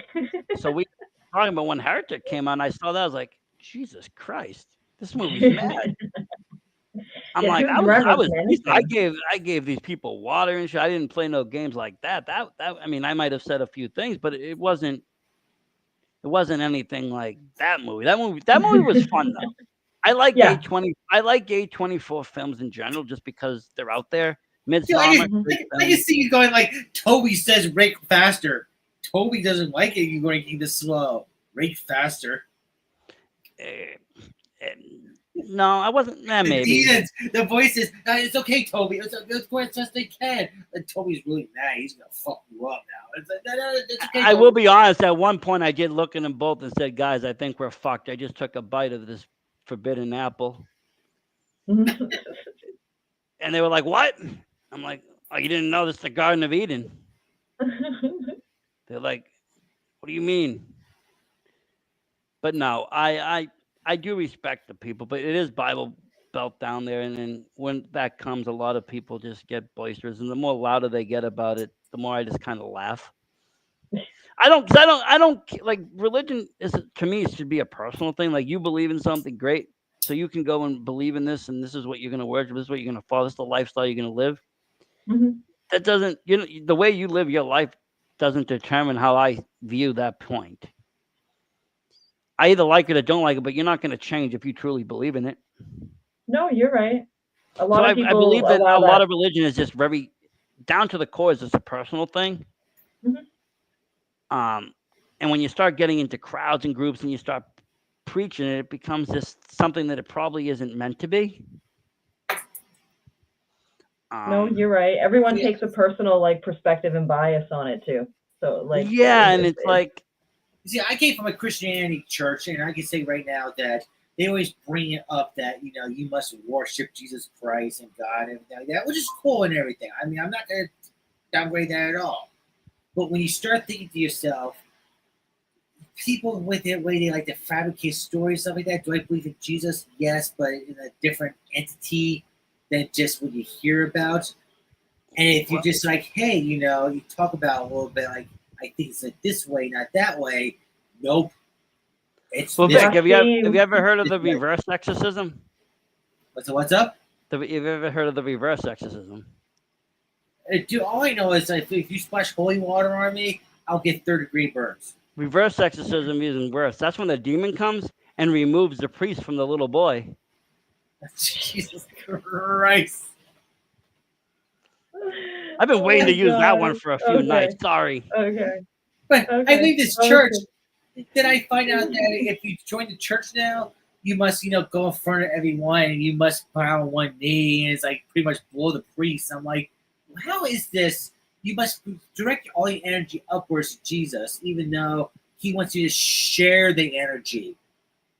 So you go out there and just be a good person. That's it. Yeah. There you You See, don't have go. to be like, that's why I always thought like just. I mean, that's why I just I don't find the teachings of whatever religion and the teachings of Jesus to be anywhere coinciding. Jesus was this free ass dude trying to teach people to be better, and then you got a religion just trying to control. Very two different things going on here. Control and murder. Yeah. Yes, and then you got yeah, another dude coming out in the preaching US. love and happiness. I'm like, okay, so is this like the Woodstock version, and then we got fucking, you know, it's just totally different to me, and that's why I'm like, I can see how some people, they're not. They believe in Jesus, but they'll say like, I have no faith. I don't have like, I'm not a Christian. I'm not this, but I believe in Jesus. Okay, cool. I Right. can dig that too, because you're taking Mhm. away all this stuff. I mean, religious history doesn't have a clean history. It doesn't matter what side of any religion you're on. There's been bloodshed after murder. And I Yep. watched a horror movie. I don't even know the name of it, but it started off with these Templar knights just killing a whole village, and then they built like a church on top of it. And then the movie started. I forget the name of it. It was an older film, but this stuff happened. People went on some things called crusades, and it's like there's a bloody history Yeah. to it. Oh yeah. But I too get into those too, like the religious horrors. I find those to be somewhat intriguing. Mhm. But then I get kind of like, I don't know, like you mentioned Exorcist. Exorcist, great movie, scary as Mhm. shit. But the demon they used will always forever agitate me because the demon Pazuzu, if you look it up, is an Assyrian Babylonian demon that protects pregnant women and children and is the bringer of the southwest winds of pestilence. But it has no mention of harming or possessing people. Lamashatu was an evil seductress who would actually the children and try to take them over. And actually, Pazuzu would actually fight Lamash to protect the pregnant mother. So they took a demon that was not a demon and demonized it. And I hate that. Ah, I hate okay, that. so they took one of the more like neutral or good guys and But not villainized even from them. their religion. They took it from the Babylonian Assyrian religion. Yeah, which was Nothing. polytheistic anyway. Yeah, totally different. Yeah, they right. Okay. And they take it and turned it into something that it's not. And I just feel like that's demonizing. And if you go back in history, almost every god down to Pan has been demonized. And Usually, yeah. and it's like, okay, well, what about all my Wiccan and pagan friends? They're not demon worshippers. No, but anything witch related too. So like Wicca, I guess falls under that category. Like To even the to craft, to, like something like that, they had to have a bad wit. Like I don't know, it's to always the bad. But to the religion, yes. And so that's the only thing that irks me about the movie. Everything else great, but if they use like the name Samael, if they use Moloch, if they use something out of their own Bible, hmm or just called it Satan, yeah, I yeah. think I would have been okay with it. But doing the research, like I researched it later on, because I watched as a kid too, and I was scared, and I watched it a bunch of times. But then one day I was like, I saw the image. I went to Salem, Mass, and I don't know if you've ever been out there, but it's witch Yeah. country in Salem, Mass, and they had Oh yeah. they had a store called Hex, and in Hex they sold the little Pazuzu head that they find in that movie. I bought it and I went and did some research, and I was just astounded by what I found out about stuff because I was like, well, this isn't this evil demon that they're portraying, and it's like interesting. I To didn't me know that. it's fascinating because I like to study weird shit, um but I guess that movie was based on another true story, from what I was Supposedly. told. Because I think they just released another movie that's supposedly the true story of The Exorcist that the movie was based off of. You Yeah. never know. I mean, Truth. Yeah. Let me ask you a quick question. Do you like movies better that just like kind of like one and done, but that you think about all the time, or movies that you see like parts 5, part 6, part 7, part 8, and you see constantly, and you don't. It's just like the term goes, saying goes, only the good die young. You Hmm. know, depends on the movie. yeah, it's just I enjoyed Final Destination 6. I thought they did it very well. They tied up some loose ends. They brought Tony Todd back for one last time. Did we need it? No. Was it entertaining? Yes. Um, but there's other movies like Leprechaun I would never want to see another one again. yeah. Well, Final Destination is like one like a diamond in the rough right there. But it's Just like because they're Paranormal taking. I mean, Activity that well, guy dragged out. You know, it's once like you take a space, I was once playing you take a Chucky. well, that's another one. But once you take a horror character to space, there's no coming back from that. Well, every franchise has that, right? Whether it's Leprechaun, Hellraiser, Jason, like They all they did it around the same time too. Jason X came out, then they did like that Hellraiser 4. Then yeah. I think around the same Yeah. time, then Leprechaun in Space comes out, I and feel like yeah, like and you're I, saying, when you're getting to a point, like just don't make the movie if you've run out someone's of saying that we might be ideas. seeing Terrifier, Art the Clown in Space. I do hope not. I really I do. feel I like want to that's see. just a trope now. You almost have to do it. Now, apparently, if anyone knows anything different, please correct me. Jason X was made because people were demanding Freddy versus Jason, so they threw Jason X out there just to kind of like, kind of like the whole frisbee effect. They catch the frisbee as they do, Okay. just direct people elsewhere as they finalize this. Probably, No Okay. one knew about that, so it's like Leprechaun in space. but Hellraiser in space. but I also think, hey, what's up, Carver family? How you doing tonight? Um, I think that around that time period, people wanted to be. We were getting into a new era, right? Like if you look at movies in the 2000s, they were a little bit different. Halloween H2O, it had a very different soundtrack compared to the other Halloweens. You had movies like Scream coming out. Yeah, don't look. I know what you did last summer coming out. You had all these Mhm. different movies, different style, different genre horror, and people wanted to see. They didn't need these scary soundtracks. They're into some little bit of rock and roll, a little bit of other stuff. Yeah, but you And think people other tried? franchises started to follow and wanted to be edgy too. I think Jason X was a combination of both. I think they wanted to push it for the next generation. We're going to be sci-fi. We're going to be the full force Jason. But they also wanted to have to stop that because there was people that wanted to see that ever since Jason went to hell. You saw Yeah, the but you Freddy think glove people came up. do you think Yeah, people yeah. like kind of push it too hard and it's just like it's good but not great? Because the scene at Buzz Lightyear when Izzy had to go to one side of the ship, through space to the other side, that gave me more anxiety than any of those horror movies did. I'm No, it sorry has it to be done did. right. Yeah, no, it has to be done right. Otherwise, just make one movie, like one and done. Like you're saying, But there's I no need think, but to. when you get to when you get to any kind of a slasher film, if the slasher itself, the person himself, becomes larger than the film or the franchise, then you Mhm. almost got to just let it run its own course. Oh yeah, there's no stopping it. It's a train. It's a And train. unfortunately, that's what happened with I think all of our '80s icons: Freddy, Jason, Chucky. They all became larger than the movie, and they just kept going. Hmm. I mean, they didn't even. I mean, he didn't even want Michael past two. He went a totally different direction in three, and he was going to go a different direction in four. He was going to go my route, doing like different, like almost anthology style. Well, like But you were then talking, people, even the first Friday the 13th, Jason wasn't even the killer. It was Mrs. Voorhees. So like, no and that plans was it, the right? biggest twist of any movie that you could probably Yeah, see at the and time. imagine that series. It's become one of the biggest series. Jason is so iconic, but imagine if that was just a one and done too. Like, how And it would would have that have been impacted the horror world? probably would have been called Mother's Day, and it probably would have taken off, and everybody would have been Pamela. Okay, so everyone be dressing up as Mrs. Voorhees instead. Okay, okay. Maybe, but I mean, so I mean, other movies that were one and done. Others were like three and done, like Sleepaway Camp. The first one was really good. The other two weren't bad, but they're not going to compare to the It's shock of the nothing. first. You can't do it right.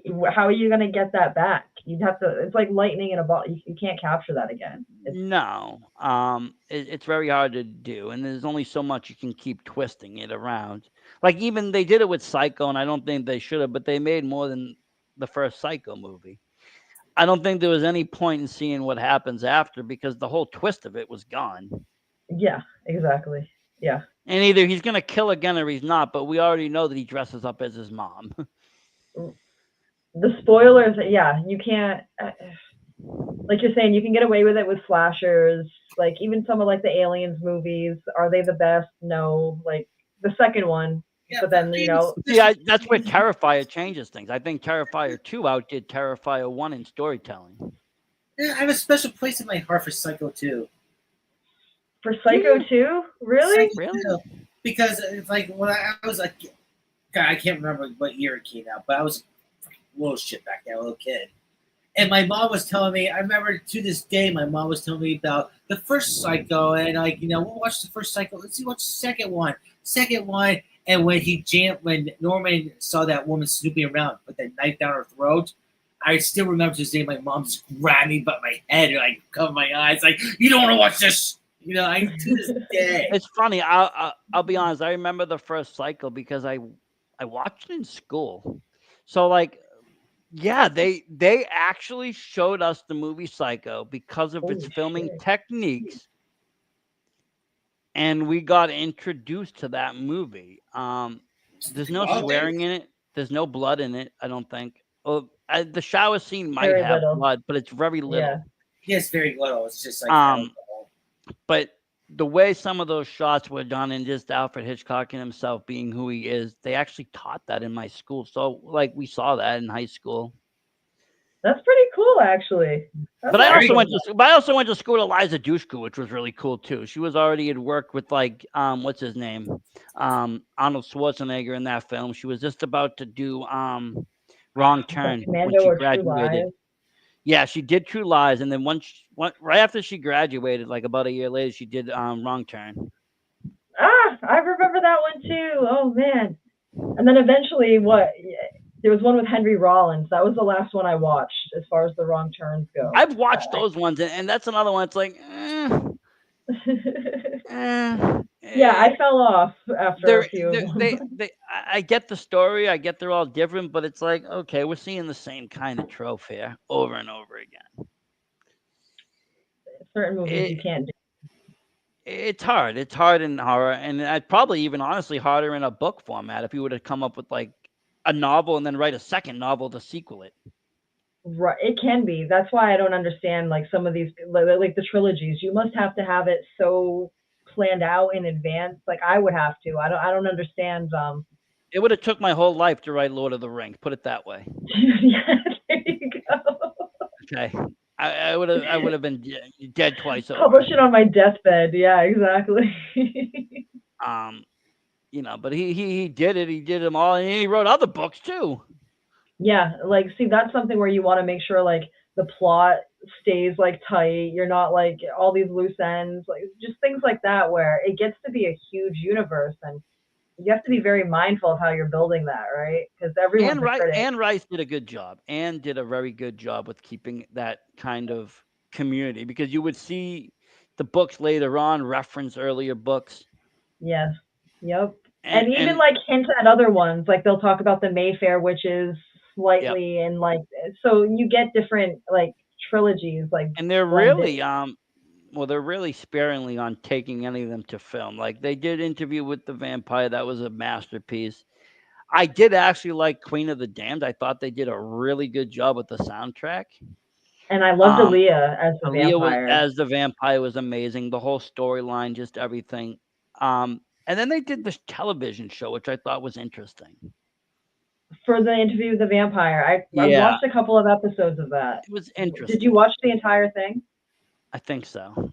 I say I think so because I watch things and then like I don't know if I actually finished them unless the series was ended when I started.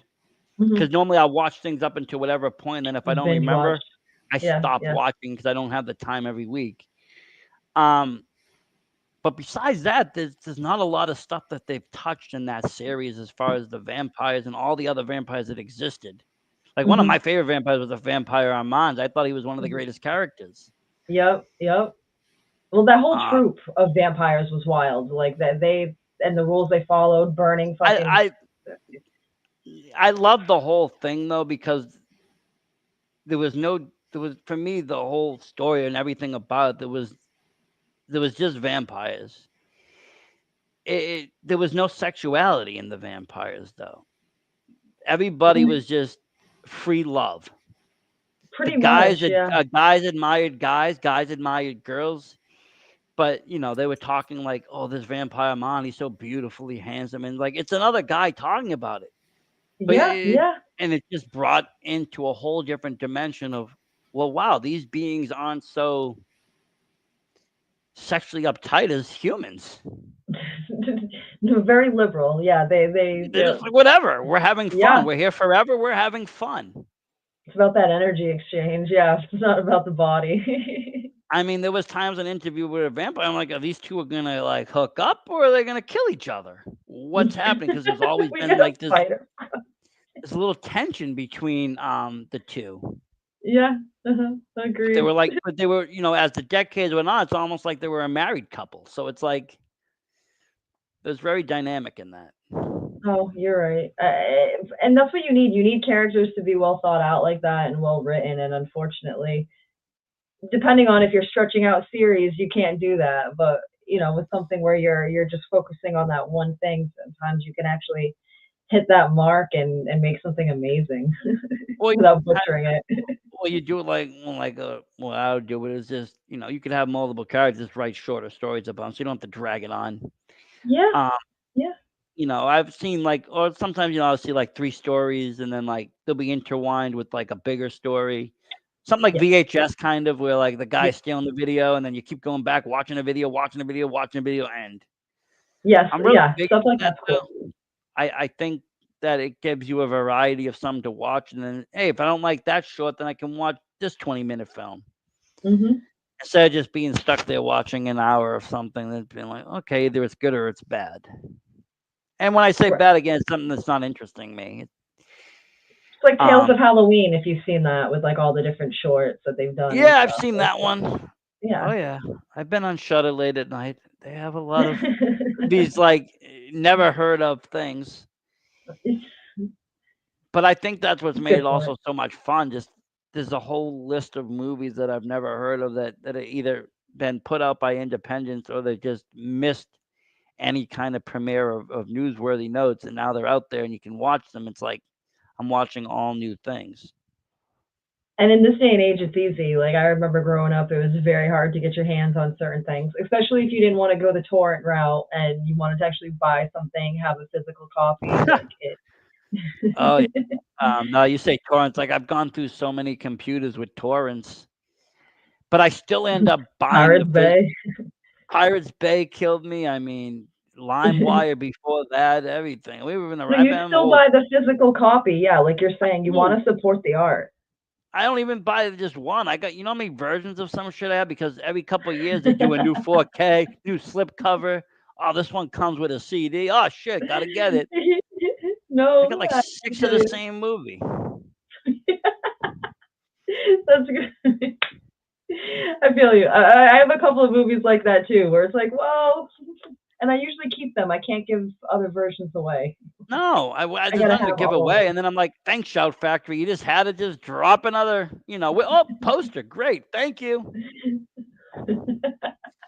And now I got That's how like you my, know you're a true fan. yeah, now I got my fifth copy of Return of the Living Dead on Blu-ray. Beautiful. It's a good movie though. It might got one extra interview. I don't know, but it came with the poster. Oh, see, you needed So that. that's That's how they how. get me. They'll get me every time with a poster or an exclusive figure. It's an auto buy. I won't even stop to see what movie it is. I'm like, oh, it's come with something extra. Buy. It's like Like the the old like cereal boxes back in the day. You actually get a prize with it. yeah. Like I just saw it, and I'm probably gonna buy it. It looks like $300, but they're redoing the Nightmare on Elm Street's in 4K, Okay. and there's a special steelbook version of it, which every movie comes in an individual steelbook. Uh huh. It's like $284, but You're gonna need it though. I want it. And it comes with 3D glasses for the 3D scenes and all this stuff. And it's like, yeah, I need it. I'm buying it. Yep. It's already ordered. It It is might a be pre-order. it might be the UK version because the US version sold out, but I do have a Region B Blu-ray just in case.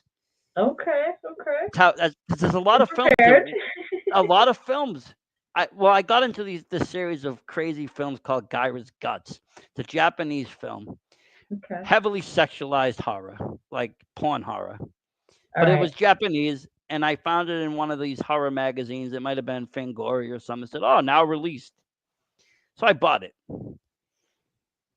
and I couldn't watch it because it was in Region B. So I ended up going out buying a Region B an all open region player that I can just change between the regions. Oh, I don't that's know. I awesome. bought it on eBay. They must have like broken it somehow. It's like press this button, this for this. So I was able to change regions. So a lot of these like releases in 4K will get released in other countries and not here. So now I've been kind of like collecting those too, That's like cool. UK versions and stuff. But That's awesome. I do want. But now I'm thinking all those steelbooks. I'm like, I want that set. You need it. I do need I'll it. encourage it. Get it. See, see, I need more people like you in my life just to say, do it, buy it. Do it. Buy the thing. Do it. That's what I like about the argument. Everyone's just like, you don't even have to ask. You just look at something, just shake their head, buy it.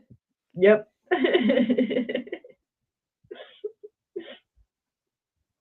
The question is not to buy it. Is it? Do I have room for it? That's where you do the swap outs, the rotations. Now it's time to sell something yourself. Like get that Yes, stuff up on that eBay. some of the stuff I sell, most of it I just end up just keeping because I love it. Or I'll be like, okay, time to do some unboxings. I'll unbox a few figures and keep some other stuff still Okay. mint and do some videos and have a whole shelf of those. And then, because at one point I was just buying two of everything, and that was just crazy because I was buying Oh one to wow. keep and then one to open up for video, and then I ended To up with all these play. thousands of figures, just ridiculous. Uh-huh. But now, Yeah, not enough shelf space for that, dude. no, but the greatest thing now happened because I got introduced to the cons. I can bring a lot of these things to get signed. So I have a lot of stuff that I have at home that I can bring to get signed personally. That's awesome. It Yes. matches up for me now. That's cool. I'm so glad you got into the cons. It's such a great atmosphere. Do you think It you're really, gonna go to the one in Taunton? yeah, I will go to that. I've already gotten my VIP tickets for it. Did you really? That's cool. I'll probably see you there. I'll see you there. I will go. I know it's going to be a little bit different, but I did enjoy watching the Goosebumps series. I didn't actually watch it Yeah. though. I'll be honest. Since 2020, I think I watched it for the first time. It was Oh, all on right. TV. Like Okay. I didn't watch it as a kid. I read the books, but I never watched the show. Huh, all Um, right. but I watched it and found it very. It brought me back because and those are, let's just say like a lot of us, those were probably some of our first horror books. Yeah. It's either Goosebumps or those scary tales, the scary stories with the Scary dude's stories to head. read in the dark. Yeah, yeah. Yeah, so it's either those two you started with or both. Mhm. And for me it was both. I had both going. But Goosebumps we read those as kids because that would be, we can't watch a horror movie, it's rated R, but we can read this. Okay, cool.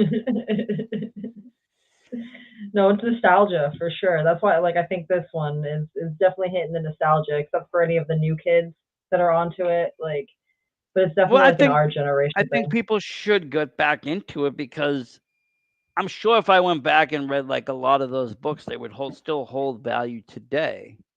Hmm. Say cheese and die. What is wrong with that story of a camera that predicts? We've seen this in videos. We've seen these in movies.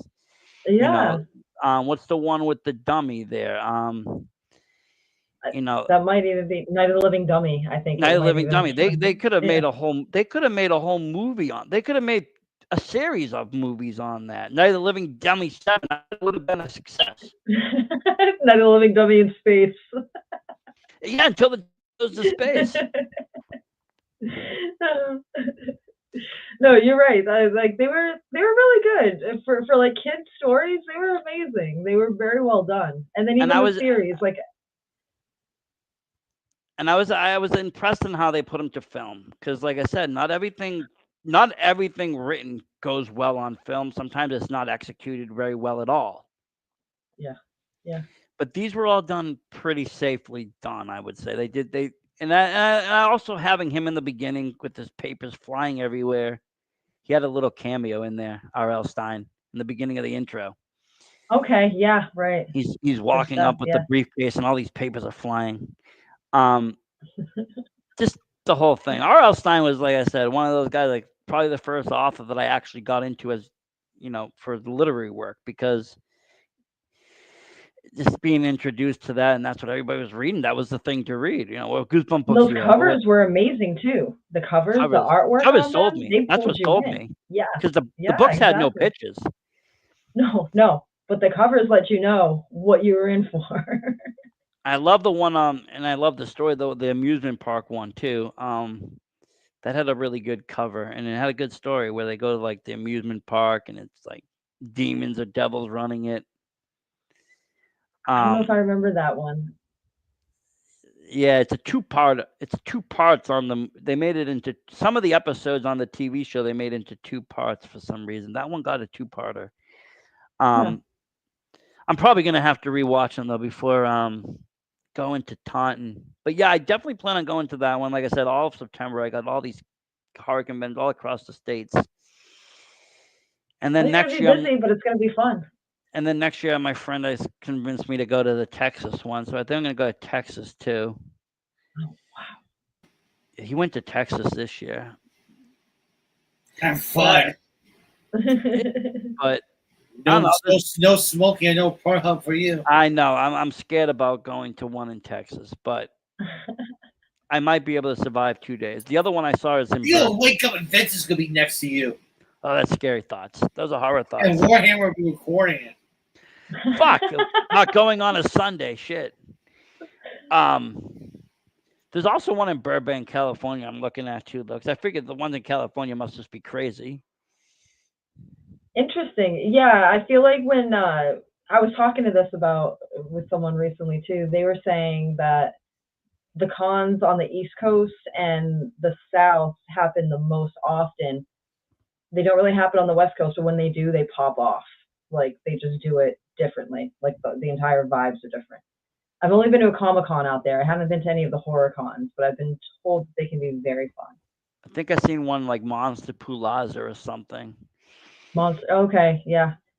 Well, it's and almost like everyone's in their element out there, right? From LA, like they work in I the figure if they're industry, they already do there, stuff. and I bet the independent scene there is probably popping off too. So you got all these indie writers and everybody, because there's still a lot of people that believe they got to go to Hollywood or Cali to make it in anywhere, which Yep. it's become less. To me, I think it's become less relevant. I think you can do it anywhere as long as you have the right equipment and the right people to support you in your procedures. Oh, But absolutely. there's just a lot more opportunity in California, a lot more opportunity in New York, busy cities, more people, more opportunity. But LA does have Hollywood. It has a fame to it. This is where movies were made, and this is where a lot of the movies are made now. And a lot of the major movie studios came out of there back in the day. Yep. But Have to I do it out mean, here. from what I still Sorry. think, I still think that the horror characters themselves just like to travel anyways. Like they were all happy to be in Massachusetts or New Hampshire Like, rather. so I didn't go to the one in Fairhaven. Oh, yeah, dude, they were. It was cool too, especially like I know Brad Laurie, who's saying he's Canadian, hasn't really been around the area, so we got to check out Boston and New Hampshire, and yeah, this stuff's cool. Like some of these people are. You're saying they're Fairhaven more was down to earth too. You can talk to them. Fairhaven was fun though. CJ was there, Lene was there, Matthews was there, and all very friendly people, super friendly. Like even Lene, just totally down to earth. I saw her walking around Salem at Oh, the that's when I was at awesome. the Salem Fest, and I was just like, "Hey, be careful! There's demons on the loose." And she was like, "Oh, I know." And she gave some spooky voice and a laugh. And it's like, Yeah. these are just normal people that like horror. They might be Yes. famous, they might have been in movies, but at the core of it, we're just normal people that like horror. Yeah, we're just all nerds. That's really what it comes down to. Well, nerds are the cool people now. That's how it all switched. We used to be like shunned Oh, and for pushed real. aside, and now you could pull out any 12-sided dice and become a superstar today. You are right. Exactly. Like that goes back to the phones, right? And having the access. You can be a TikTok star, YouTube star, all that stuff as a child. And People making money off Pokemon cards, people rich and famous off oh my Pokemon cards, gosh. Magic cards, things that used to be shunned at when I was a kid. We'd be pushed Uh aside. huh. Now we're like, People oh, there's selling the their cool decks new kid. off and making money. Yeah, it's crazy. It's cool though to see, and it's cool to see the transformation of how it changes too. Like it might have sucked in the moment, like being the nerd and maybe being made fun of, but like as time's gone on, it's cool to see how it's all changed. Oh yeah, especially when I sold half of them and made cash because I'm like the value just kept going up and up, and now I look at everybody today and I'm just laughing at them like, oh, See, there you go. and I'm just like, hey, what's up? Um, but no, seeing all like these resurgence of things that were considered nerdy or considered, not cool, being done by mainstream cool people kind of Hmm. reinforces that, hey, I was one of the cool kids back in the day. I was a trendsetter. Oh yeah, there you go. I was doing Like, shit before they were doing it. Um, but it is a nice kind of turnaround. I feel like it's kind of like Revenge of the Nerds. We've all of us like 80s, 90s people. We've gotten back at everybody. What's really big right now? Marvel comics and shit. What do you think was dude. happening to the comic kids back in the day? They were getting their comics ripped, head stuck in toilets. Today, Yup. everybody's going to a Marvel movie. Oh yeah. No, everyone loves Batman or Spider Man, even Superman. Like it. You're Yeah. right. Everything has changed. It's wild. It's wild to witness this because if you've seen the whole arc of it, how it goes up and then like that, it's like whoa. Yes, dude, it's interesting times. I'm definitely it's nice to absorb it all and just like witness it all. It's pretty cool. Now, do you have any plans on putting anything else out right now? Are you in the works of doing any other work? As far as books go, yeah, I'm Yes. working on a second book. Yeah, this one's gonna be more focused on monsters and Ooh, things of that sort, like creatures, Nice. versus this one might have some things mixed in, but it's this other this is one's gonna gonna be be every story has a monster. so a real creature feature. Yeah, exactly. Some more unique than others. There'll be some psychological stuff still. I tend not to go heavy on gore porn, um, even in writing. Like so, but yeah. I'm hoping maybe if I can I get it mean, done I'm just quickly, I don't October. again. I don't. I mean, just with the way your descriptive writing is, I don't think you even need the gore porn because what is happening is being told in such a way that it's just that's how it's presented. Like it's not pretty. It's freaking disgusting. Okay, we're moving on with it though. Oh, I appreciate that. I think I write it the way I write my poetry almost. So I think I don't discern between the two. Like, well, this is a short, so I've got to write it this way. And I think that carries over. Like, it's almost like the rhyming scheme, or when I write music and I'm writing songs. So I think it's got a rhythm to it. It That's does. Some of the words and everything, especially when you were descriptive, definitely have like this kind of melancholic flow to it. That's like, oh, this is really like pleasant to read, even though it's like really grotesque. well, thank you. I think that comes from the poetry and the songwriting, honestly. But it's so cool that you can appreciate that and like that's such awesome feedback. Thank you. I mean, not everybody. I mean, like I said, it might not be everybody's cup of tea, but not everybody likes horror. Mhm. But if you could take something morbid and dark, and you can present it in a way that's entertaining or even just beautiful. It's like you've changed it. You've done something with it. Yeah. If you could take a horrible experience in your life and turn it into a moneymaker, or even Mhm. get your story out there for awareness, Mhm. you've gotten things like that movie Megan is missing. It's a great awareness film. I tell every parent to watch it. It's There you go. scary as hell, but every parent should watch it that has a kid that's on the internet. Mhm. Mhm. I mean, I watched Requiem for a Dream when I was younger, and I never touched hard drugs. Ooh, that's a hard one. It Oh stopped me man, from doing anything past weed after I seen it though, dude. because nobody had a good story. And I read that book too. The book was even more vivid. More, yeah, yep, yep. They usually are. Honestly, the books very rarely are the books not better than the film adaptation. I've actually never seen a film adaptation better than a book. There you go. Yeah, I can't think of one off the top of my head, but I don't want to be like, hey, there's never been one. I can't think of one either. Just because in the book you're able to see like more story, like even the original Halloween. If you read the novelization, you learn more about Samon, and it gives a little bit more about the Halloween itself, history, and it does a little bit Mhm. back lore that you don't hear nothing about in the movie. Okay, all right. And then you get to use your imagination to visualize the stuff too, instead of whatever concept, the art or whatever it is, like the film. Like you're using your own. It's that's what I like about books too. Yeah, Like I mean, like it's if you, giving you a form, but you can imagine it. So it's I don't know. yeah, like It's collaborative. if you read the book Halloween and never watched the movie, you would have a distinct image of what Michael Myers looks, but it would be what you think he looks like. Yes, exactly. And I like that. That's enjoyable. Like it makes it more. It, yeah, like I said, kind of like collaborative. It pulls you in. It's cool. Yeah. And it makes you kind of on edge. Like, well, what am I actually looking for? Who am I looking for? What am I looking Yeah. for? Like, what Yeah. is the danger here? Where is it lurking? Mhm. Mhm. Because there's different types of movies, as you know. Some movies will start right off and you know who the killer is right away. And then you got other movies that you don't even know what the danger is until it's too late. No, yeah, some of them are really good, especially with some of the red herrings and stuff. You're like, oh, maybe like you're like, oh, this or that or that. Yeah, yeah.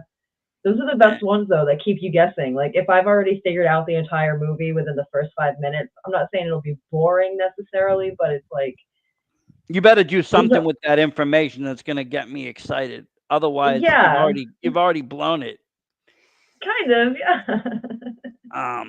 But in some extent, it's like I do like a good like more than anything else, probably more than splatter, more than gore, more than anything else. I like a good psychological film that'll make me watch and think, oh god Mhm. damn. Like, because those ones to me are the most scariest. They play with your psyche, they play with your mind. They're the ones that you turn the lights off, you're still thinking about it. Oh yeah. The It stays effects, with you. it's not the special effects because those are fake. It's whatever the psychologically that's happened in that movie that could be real or could Mhm. not be, but you're thinking now.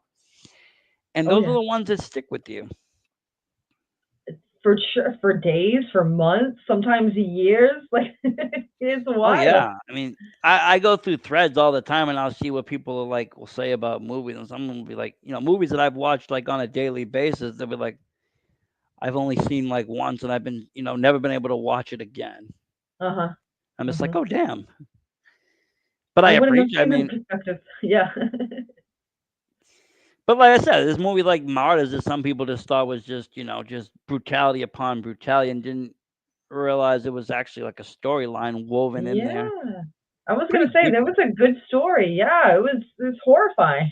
The remake was terrible though. The remake was really bad. There was a remake. Oh, was it like an American version of it? Is that Yeah, and it was terrible. It's like the remake of The Wicker Man. Terrible. Don't ever watch that. usually they are like when there's a Once an foreign film that American, yep. yeah. It, Yeah, yeah, yeah. Once we get a hold of it, we butcher it. It's not very Stereotypes it. good. I'll tell you why. Because Americans do not like an unhappy ending. We need satisfaction that the good guy wins, and we need a hero. If you look at like Yeah. Don't Say a Word, okay, the Mhm. original version, they cut the girl's tongue out. They cut the girl's tongue out. They kidnap her and they kill the parents. American version, the parents save the daughter. They race off. They kill the other people and they're happy. Yeah, It's like, everyone's a what's hero. going on here? No. Who's the I father? need a, I Chicken need wing. a, I'm not saying it always has to be, but I need a good Eden Lake ending once in a while here. Yeah. Yep. Because it's No, not, I like those bleak especially in endings. horror. Because it's not Yeah. all horror. It's horror. If we have all happy endings, then is it really a horror? Not everyone's a survivor. They've got to go. Not everyone's a final. No, you can't have that. Otherwise, it's just going to be like, well, there's always going to be one. Then you're going to be looking for it. It's just, it Yeah. gets too predictable. And it gives you that emotional, like, especially for the people that don't like it at all, when you have that emotional reaction to, like, you killed the character. Like, and they're that pissed off. Like, job well done. You made someone feel something. Yeah, but yeah, once an American takes over the film, sometimes I feel like it loses translation or something. Like even with Wicker Man, I don't understand. Like the first one, original, great folk horror movie. Remake, sloppy as shit. Story didn't make sense. Kids exist, don't exist. Car crash, like it was just a fever dream. But Nick Cage wasn't the right person for that movie whatsoever. Oh, you, oh, And dude. like it just didn't have any build up compared to the other one where this guy's just screaming, "Oh my god!" He's praying like, and it's such a better movie, the original. I don't know. I'm funny like that. I feel like once they like again Americanize it, so I've done a few studies on it, like different films, and then watched their counterparts or the remakes that come out a couple of years later. Yeah.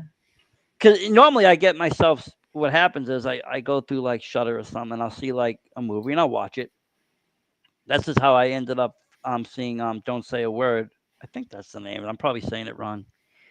Um, but then I saw it. I seen another movie with the same name, and it had a similar story, but it was in English. I'm like, what's going on here? Am I losing my shit? And then I Googled, and I'm like, oh, there was a remake. Okay. Uh huh. Uh huh. And then I noticed if you go through some of the horrors, there's a few remakes out there with American version and a couple of years, prior was be a foreign version of the film. Yeah, like let the right one in, stuff like that. But even back in the day, like with the Asian ones, with like The Ring and like June and stuff like that, like the one with Sarah Michelle Gellar, the one with Yeah, Naomi yeah, Watts, like it's not the same. Like, and as we were saying before, some of those Asian films, those psychological ghost stories are fucking wild, and the oh, they American are. versions they don't hold up. I think The Ring did okay. I think they adapted that one okay. Hmm. The sequels I didn't really care for, but that first one did give a good fright. But it's not the same as Ring U. and it's not Mm-mm. what they did with the sequels was directly about the kind of on the book side, and it went in a totally different direction. But yeah, I mean, even like one missed call, it didn't really give a scary factor compared to the original. There's one. What's the name of it? Is it Oh shoot, I'm gonna forget the name, but I'm gonna call it. I think it's Camera, but I'm not really sure. But it's about a photographer, and they go overseas and they're doing a wedding, and they end up capturing a ghost on the camera, and they keep seeing this lady. It's a husband and wife. They Okay. keep seeing this ghostly lady, and come to find out at one point before this girl married this guy, they had an affair, and him and his friends ended up killing this girl.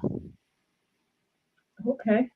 And so they find all this out and whatever, and she ends up escaping and leaving, and leaves him in Japan because they had to go back to Japan, in both versions. Well, in the Japanese version, they lived there. In the American version, they moved to America, and then he moved back to Japan. Um, but at the very end, it was really cool because the whole movie, this guy is complaining of a neck ache and a shoulder pain.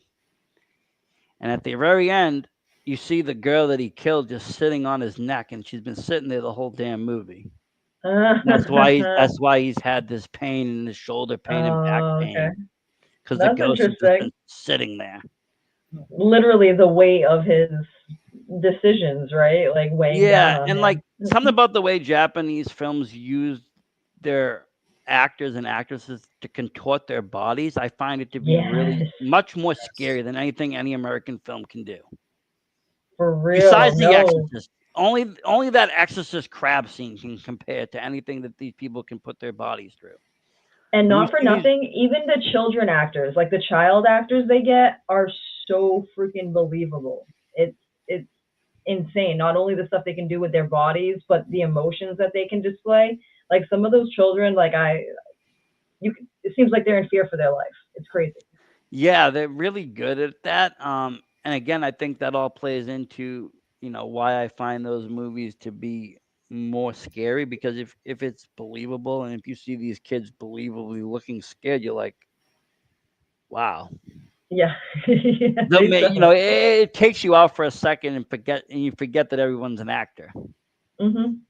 Like even Um, something as simple as like Train to Busan, like the little girl in that, like at points looked like she was mortified, or like The Wailing. If you guys have seen that, The Wailing is an insane one, but the little girl in that, crazy. Like but I have heard that they've done stuff in movies where they won't tell the cast certain parts or certain scares, so you get a general good so you get reaction. a real jump scare. Yeah, I'm sure they do it with the kids quite often.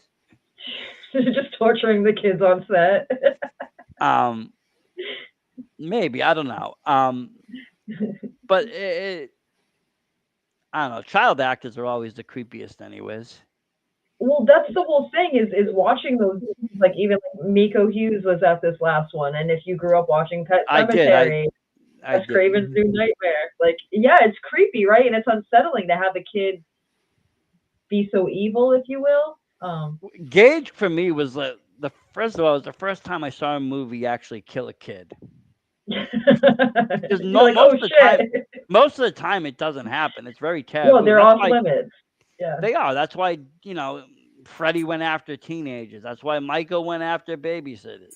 That's why Damien couldn't get his movie produced by Hollywood. They had to go Terrifier 3 elsewhere because they had that kid scene. Freddie was a pedo though. Like the character, like Yes, the man that they ended up burning, so he became fucking the but demon. if you noticed in the original versions of that, they had to change that real fast because Freddie became a household icon. Kids were dressing up as him. Kids were buying costumes. Kids were buying figures. How could you have a pedophile being presented? So if you Mm, look at the original Nightmare trilogies and movies, they got rid of the pedophilia. They just made him a child killer. They call him a filthy child killer. really? Okay, so Yep. I haven't watched any of the edited ones then that have gone and wiped all that out. That's interesting. They just The new changed his one though, history. when they made the remake, they made him a pedophile. The new one, the that had Rorschach play Freddy. That one, Yeah. is that the one? Okay. They specifically say he was a child molester and da da da da. The old ones they say he was a filthy child killer. He would bring the kids to the boiler room to play, but they never would say what. They would always just What show the the? hands, Mhm. and Mhm. people would just assume that it was to kill them. They never Gotcha. said anything because there was no survivors Mhm. until the parents came forth and burned him. But yes, Right. originally he was supposed to be a pedo, but it was just nobody. Imagine if Freddie stayed that way as that Freddie, the England version. Everybody would be glorifying the shit out of a pedo. That couldn't happen.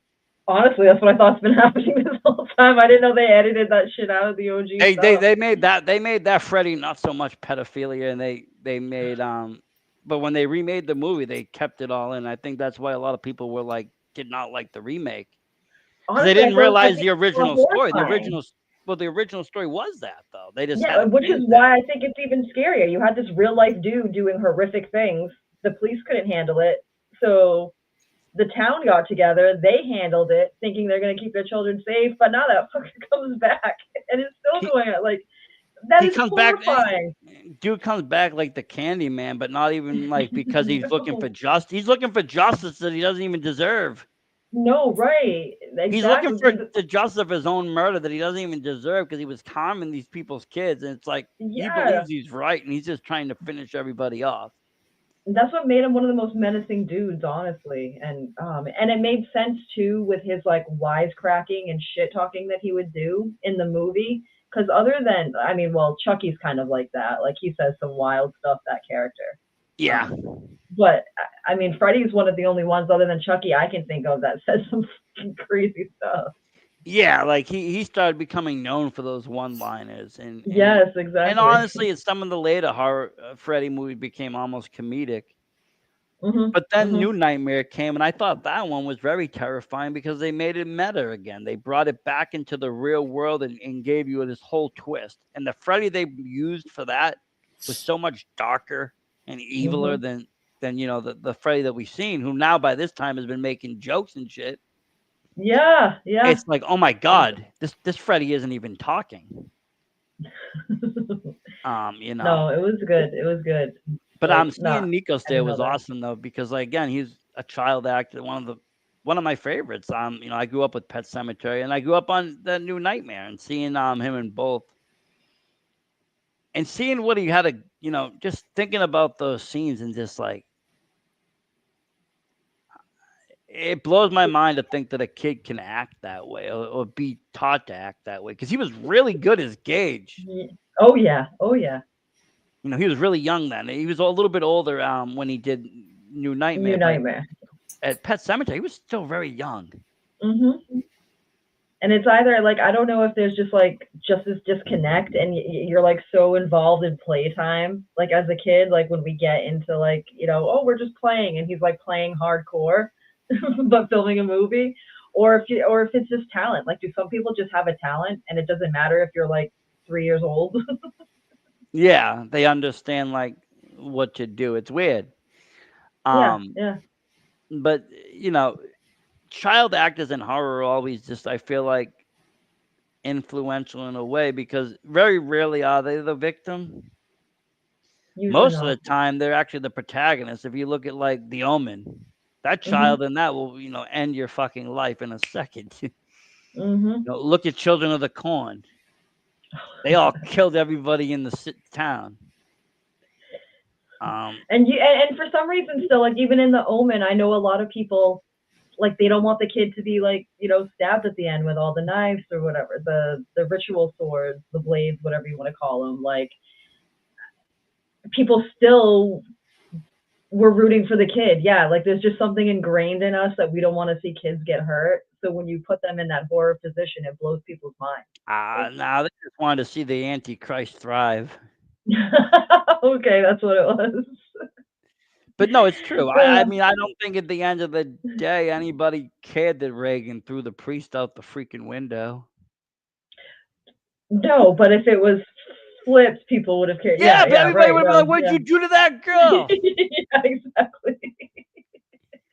I mean, there's people that even, like I said, there's and they've used that to their advantage. Like there's that movie that I saw that I thought was extremely creepy.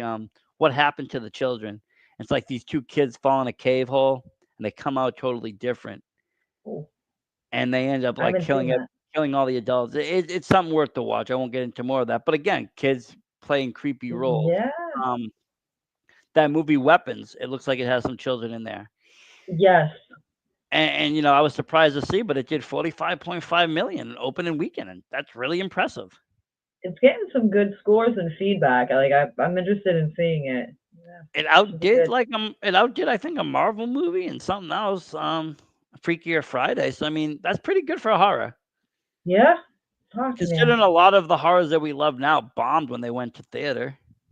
dude. Yeah, they became the cult classics that we know of today, but didn't Thank do you so VH well initially. Thank you VHS, thank you, Grindhouse for showing these Yeah. films for that. But it's true, a lot of these movies were just busts.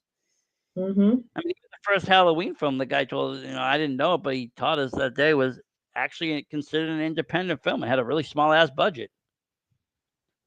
No, or even ones that went like over budget, like Jaws or whatever, and didn't think they were gonna make anything back. And like Jaws is one of the biggest shark movies ever.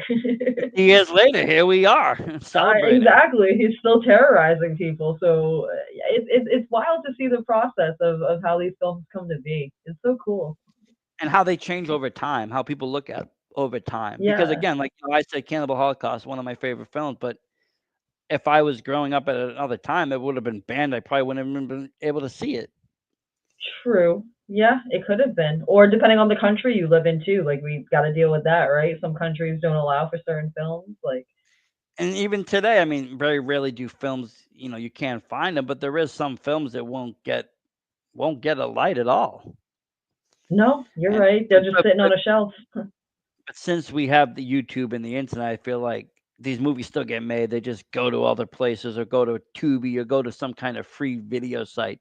Where Oh yeah. before, when this happens, I think people would just cancel or quit or say, "No, I'm not going to make the film." Fine. Yep. Today they do No, it you're anyways. They're right. like, you know what? We're just going to do it and put it out there. Somebody will find it. And then 10 years later, somebody wants it. They remaster it. They buy rights to it, and the next thing you know, you got a cult classic. Yeah, exactly. I mean, that's the great thing about like people having more and more freedom to be able to do that. And nowadays, instead of having to campaign or, I mean, some people might still break their own bank, but people will make Kickstarters or Indiegogos, which, that wasn't really a thing before. If you didn't have a studio backing you, you'd either go bankrupt, running up Yeah, to credit cards to do it, but yeah. you didn't Now, have now like you this involvement. now you can sell. You can be like, hey, you give me $100 and I'll put your name in the credits. Yeah, or you And get a all free these poster or whatever. people keep, Like, you got all these little things. 5,000. You're a producer. You're gonna get IMDb, credit. Oh, sweet. All of a sudden, you right. get your finances in a row. It's genius, and it's a good way for us fans to be able to consume more content. Like Or it's cool to be living in this day and age. like the guy Jason said, it's also a good way to get your way in the door. Like if you want to be part of a movie, find a movie that's looking for financing. Say, hey, Yep, I want to put in. Hey, I want to come on the set. Hey, I want to check things out. I'm a producer now, and you can yep. get yourself the right connections. Movies always need money, so if you can be a money man in any way, shape, like you're saying, to get your foot in the door and be able to learn more, absorb like any of that, like that's a great route to go too. I bet most people don't think about that. They're like, oh, I've got to be the creative. I can't just. I No, don't think that's how most I people got think into that way. wrestling. I went into wrestling as a sponsor, sponsoring independent shows and throwing some money at them, and making matches happen and whatever, and just learning stuff from people and talking to people and becoming friends with people. There you go. That's a fun way to do it. It is. And for me, it's an advertisement because again, if I'm sponsoring an event, my name gets mentioned, my podcast gets mentioned. I don't have to spend Google ads. I just hit my niche market of the people watching the show, and they're going to come back and watch me. Working smarter, not harder. That's great, dude. How to do it? How to do it? Um, but yeah, you said you're also going to be filming soon as well. Yeah. So this winter we're filming a movie. It's called Shiver, Slaying All Night. Some of the information's up on IMDb already, and there's an Instagram page. I'm going to be playing a lounge singer. I wrote the theme song for the movie, so I'm going to be performing that and maybe something else. Like I said, Womp Stomp. Vincent DeSantis, he's part of the project, and Brett Wagner. It's a nice Should pickup be there. interesting. He was a nice guy, so I have to say it's a nice pickup because I mean I enjoyed just talking to him, just kind of his conversation was Vincent or Brett or both, Brett. Oh both. yeah, both. Oh, both dudes are amazing. Like everyone that they had at this last Monster Expo, amazing.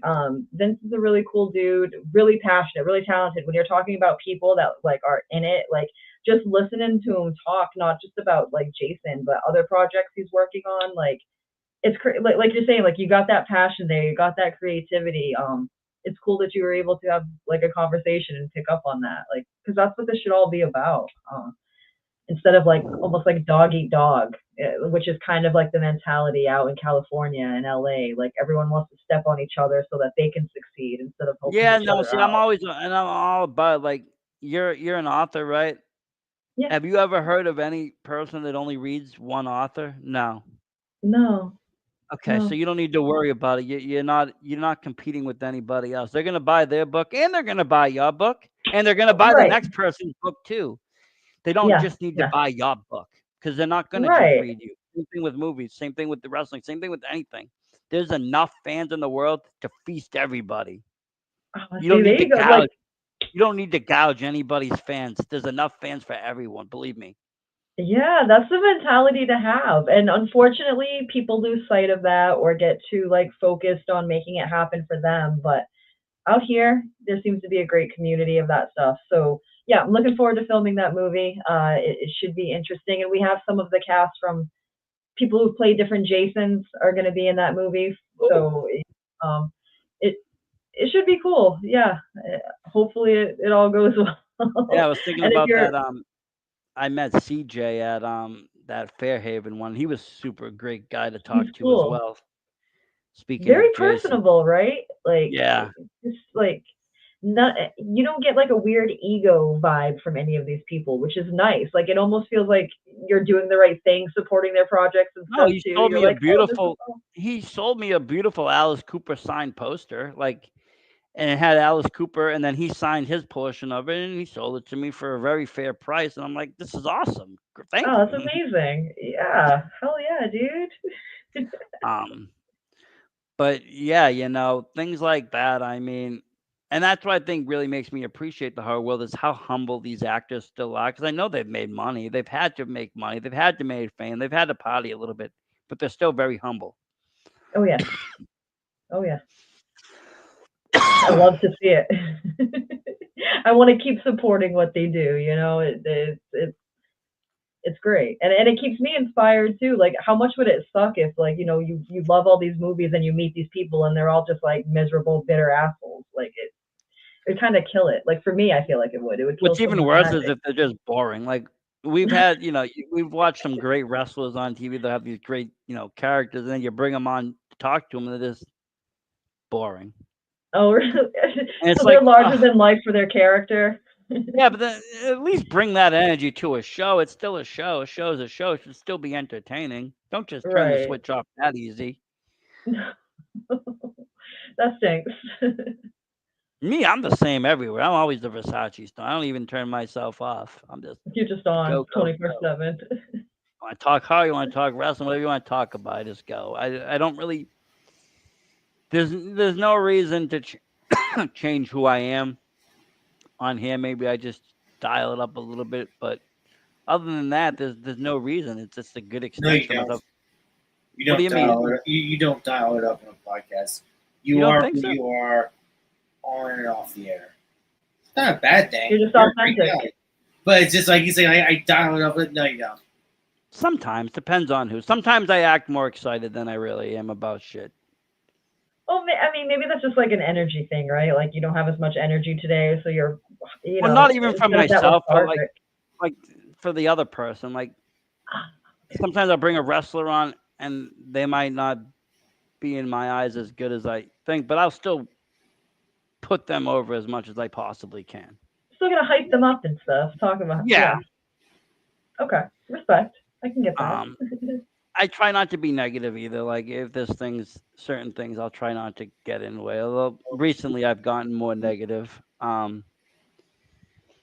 But for the most Yeah. part, I've always tried to keep a pretty positive I'm pretty positive idea on everything, what the industries are and what everybody is. But mishaps happen. People have screwed you over. Things start to happen over the years, so you kind of get a chip on your shoulder about certain things. So some of the positivity goes away. But I am who I am. You are right, though, Vic. I really don't dial down too much or dial up too much. I watch horror. I watch extreme horror. I watch stupid horror. I do all the same shit, pretty much. You're just real. That's great. Like there aren't many people that can just exist and not feel like they have to put on a show or be the center of attention or any of that stuff. So that's refreshing. No, Real. I mean, well, I'm not. I can't never gonna be the center of attention. I have a kid. He's always gonna beat me out for that. I've already lost that game. Um, but no. Like I said, if you have that mentality that there's enough for everyone, then you don't need to be the number one spot. Guess what? You can just sit back, do your thing, have fun doing it, and watch numbers grow or whatever, and you don't have to worry and stress. Yeah, you're right. No, respect. I love your mentality on so many things. Like you're there. You're where it's at. I mean, me and Vic never stress over numbers. Do we ever stress over numbers, video numbers, views, all that stuff that some people get involved with? Like, oh my God, we didn't get this or we didn't hit that. It's like, did we have fun? Did we enjoy? Did we have a good conversation? Did we have Yeah. a good interview? Yeah, Did the we? only time we stress about, we argue about numbers is like, why are we number 23 in China? Why is China like us so much? Yeah, Or we have South like Korea? we have a wild following in like foreign countries. So like South Korea, we're really high up on charts. Well, I mean, wrestling and horror. Come on. Yes, yes, true. You're finding But your niche audiences. That's fine. yeah, exactly. It's worldwide. But these things are worldwide, especially horror. Horror is definitely worldwide. I Yeah, think horror is the universal language. Everybody knows Dracula. dude. Yes, exactly. Exactly. The Everybody's afraid of Wolfman, something. any of Everybody that. knows the Yeah. Wolverine. Everybody's afraid of something. Mhm. Even something as Oh, simple as the dark. dude, It's yes, the universal. dark. It's universal enough that enough people are afraid of the dark that they'll be like, shit. Uh-huh. Oh, that's a fear that most of us have as children, right? We want our night lights, and some of us maybe grow out of it, but not everyone does. Especially when you put on one of those crazy horror movies and then it ends and it's like the room is pitch dark and you're like, Now it's just now you. what? Now what? You don't even want to leave your fucking couch or bed to turn the light on. You're just It's like, fuck it. I'm going under the blanket. Hopefully nothing gets me. if you still have the kid mentality, you can't see me under the blankets because I can't see it. Yeah, I got my Rex doll under there protecting me. Oh, there you go. There you go. Not gonna take me tonight. No way. That to me was still the scariest scene. Seeing a kid get dragged from under the bed and just go through this endless bed, like the bed never ended. It That never stops. scared me. It was so liminal that it like freaked me out as a kid. That Freddy and that Nightmare on Elm Street scared me more than any other movie probably growing up because they meted it. They made Yeah. Freddy seem real. And as a kid, I Mhm. was like, horror's fake, horror's whatever. And then all of a sudden, I'm like, wait a minute, what's this? Wait, what? Right. Yeah. Like, oh Dude, the way no. you didn't know what was real in that one. You're like, wait, is this just another movie scene that they're filming? And you're like, shit. Like, it was good. It kept you It was guessing. just me and my friend watching it. We were probably 13. We were, in his parents' cabin in the Cape. It was pitch black, dark in the middle of goddamn nowhere. And we put on this movie at the end of it. I'm scared shitless. I don't want to go to sleep. It's this kid It's singing one, stuck two, with you. Freddy's. The other He's one coming singing for one, two, you. Freddy's coming for you. That's so iconic though. Like, that's something so many of us have stuck in our head, right? Like, that's Oh great. yeah. Like, Oh yeah, but it was part of the rush, right? Like, I mean, even watching Scream for the first time, I thought it was scary. oh man, that was a No, good no, one too. I've watched Like, it several. kept you guessing. It did, and I've watched it several times. But that like first two times, I would say definitely the first time, it scared the shit out of me because I didn't know what was going on. Everything seemed hyper real. Mhm. Again, we're Well, we're we're we're we're in a foreign territory where these kids are getting teenagers are getting killed, but it's a little bit different for it had a different feel Yeah. than the Halloweens and stuff because at this time I was in already in or out of high school, so I was like very similar to the age that these kids were getting killed. When I Right. was Uh-huh. younger watching Halloween, these people to me they might as well have been 40. You know, they might as well just been They're much old. older. Yeah, they're old, Yeah. but now it's like oh shit, these young these high school kids, Right. Yeah. and I just Like shit, graduated. I'm that's like me. I just graduated high school. Like that could have been me. Like what's going on Uh-huh. here? And it just Uh-huh. really just fucked with you. It hits different. I'm looking forward to that the Silver Scream Con because I know that both Skeet and Matthew Lilliard are going to be there and a few others. You're gonna have a Get some blast. get some stuff signed and get some. I got so much stuff. Ugh. The real one that's going to kill me though I think is going to be the Connecticut one because they're having the 40th anniversary of Return of the Living Dead. Okay. And Yeah. That. I got so many like Nika figures. I got like so many different things that I need to get signed. Even just like not even from that, from like Night of the Demons too that I need Lene to sign. And I got like 7 figures. I'm just like, "Ugh." And then they He's just gonna come in with a mentioned huge bag. Tom Atkins too coming over, and I'm just like, Oh, that's I have cool.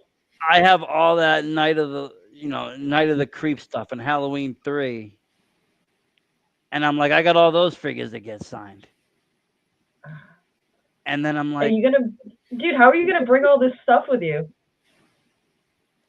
I mean, well, I'm driving, so Oh, okay. it's only in Okay. Connecticut, and I'm staying in the hotel, so I'm just gonna kind of just Oh, do okay. trips. I'll do That like makes sense. bring one set of figures, bring them, get them signed, bring them back to the hotel room, come back. Yep. No, you're smart. I like your method. That makes sense. But Yeah. I'm already kind of like, I'll be honest, I'm already kind of like nervous about the whole like 6 cons in a row. Just be like, because it's new territory to me, and I know these cons are much larger than the Monster Con because it's like they already got 30 or 40 guests. So it's like I'm kind of getting nervous. Lines, like I don't like doing lines. Some of them I bought and skip line passes. Some of them I didn't make it. It's like, I was gonna say some of the lines are definitely gonna be more brutal than the ones at Monster Expo, depending on the celebrity. But I mean, I think you'll still have fun. You're gonna meet a bunch of people, celebrities, vendors, like-minded fans that are there to do the same. I think you'll still enjoy yeah, I yourself. don't mind. To be honest, I don't mind the lines if it's a good conversation you can strike up or anything. Like Yeah, right. it goes very fast if you're having good convos. And just people watching at points. Like you could be waiting in line and something happens at this table, and you're like, "Oh shit, I got to witness that!" Or the cosplayers, or just anything. Yeah, there's See sometimes everything. even like the characters do wild shit. Or come Yes. in and run in, say like old lines or something like it's cool to witness it all. It really is. And I look forward to it, honestly, the whole adventure, the whole cycle. And again, it's thanks to people like yourself, just going to cons, meeting cool people, seeing, people doing their thing, taking their idea of what's scary and putting it into a medium, whether it's art, pictures, whether it's books and writing, whether it's a movie and film, Mhm.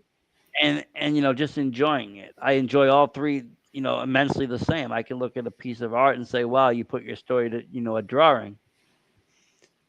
And that has its own meaning. Or I can say, "Wow, you put it to pen and paper." You Mhm. got a little bit, you elaborated certain parts. Oh wow, you turned it into a visual aspect of a movie. You could do so much with just one idea. Dude, And, yes. and the craziest thing is, all of us creative people got millions of ideas. It's just Let's a just matter keep of going. sorting them out and figuring them out and actually just organizing them. Oh, that's Organization is the hardest part of when you have all the ideas. Just getting them organized. What's feasible, what's not, what makes and sense. Yeah, you got to figure it out. then just putting your ducks in a row. But it's good to go to these things, like I said, because you keep we inspire each other. Everybody inspires one another. You hear success Yeah. stories, and instead of getting like, I thought my movie didn't do so good. I could do it better. You're like, yeah, man, I want to do something like this too. This is gonna be awesome. and Yeah, everybody's just in it, and everybody wants to see everybody get to the next level. Because, I mean, why not? exactly. Or like you're saying, like whether you're watching a panel and people are giving advice that way, or you're shooting the shit with someone and it's like, hey, what would you do for this? Like the way people can just be personable and want to help y'all out and be like, I'm a fellow filmmaker, but like I'm sure if you had talked to Brett or Vincent or any of those dudes about filming stuff, they would have been giving their 2 cents in. You know, like it's cool to have that community. Oh I'm yeah, so that was the glad. coolest part of the panel. I could raise my hand and ask questions. Oh, did you and actually ask some questions too? oh yeah, yeah. I've Oh, asked. Well, you interacted, dude. That's great. I love to interact. I interact with both Mark and Vincent. I asked Vincent, because he was talking about a community of people that will work together to put films together, and everybody has like all these qualities, like a sound guy, this, that, and they'll just help each other Mhm. doing shared work. Like somebody will work on one set and one on the other. So I asked her, like, how can I find this? I'm from the same area as you. I'm from Massachusetts. Mhm. And he kind of gave me direction on how to find, a good connection and a good root foundation of people in the horror world that, could, you help them on their set, they'll help you.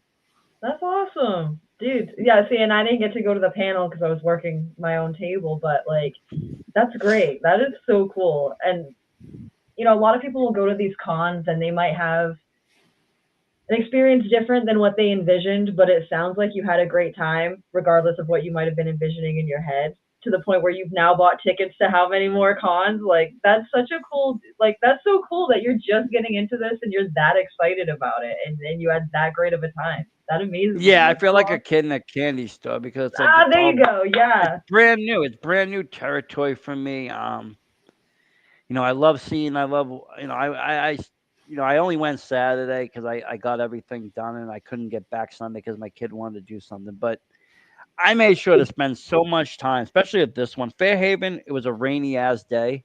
So I'll Okay. be honest with you. I got in there. It was my first con ever. I got my shit signed, and then I started getting nervous of how the hell I was gonna get to the car. Ah, And then we kind of rushed once we saw it stopped raining. We rushed and just left.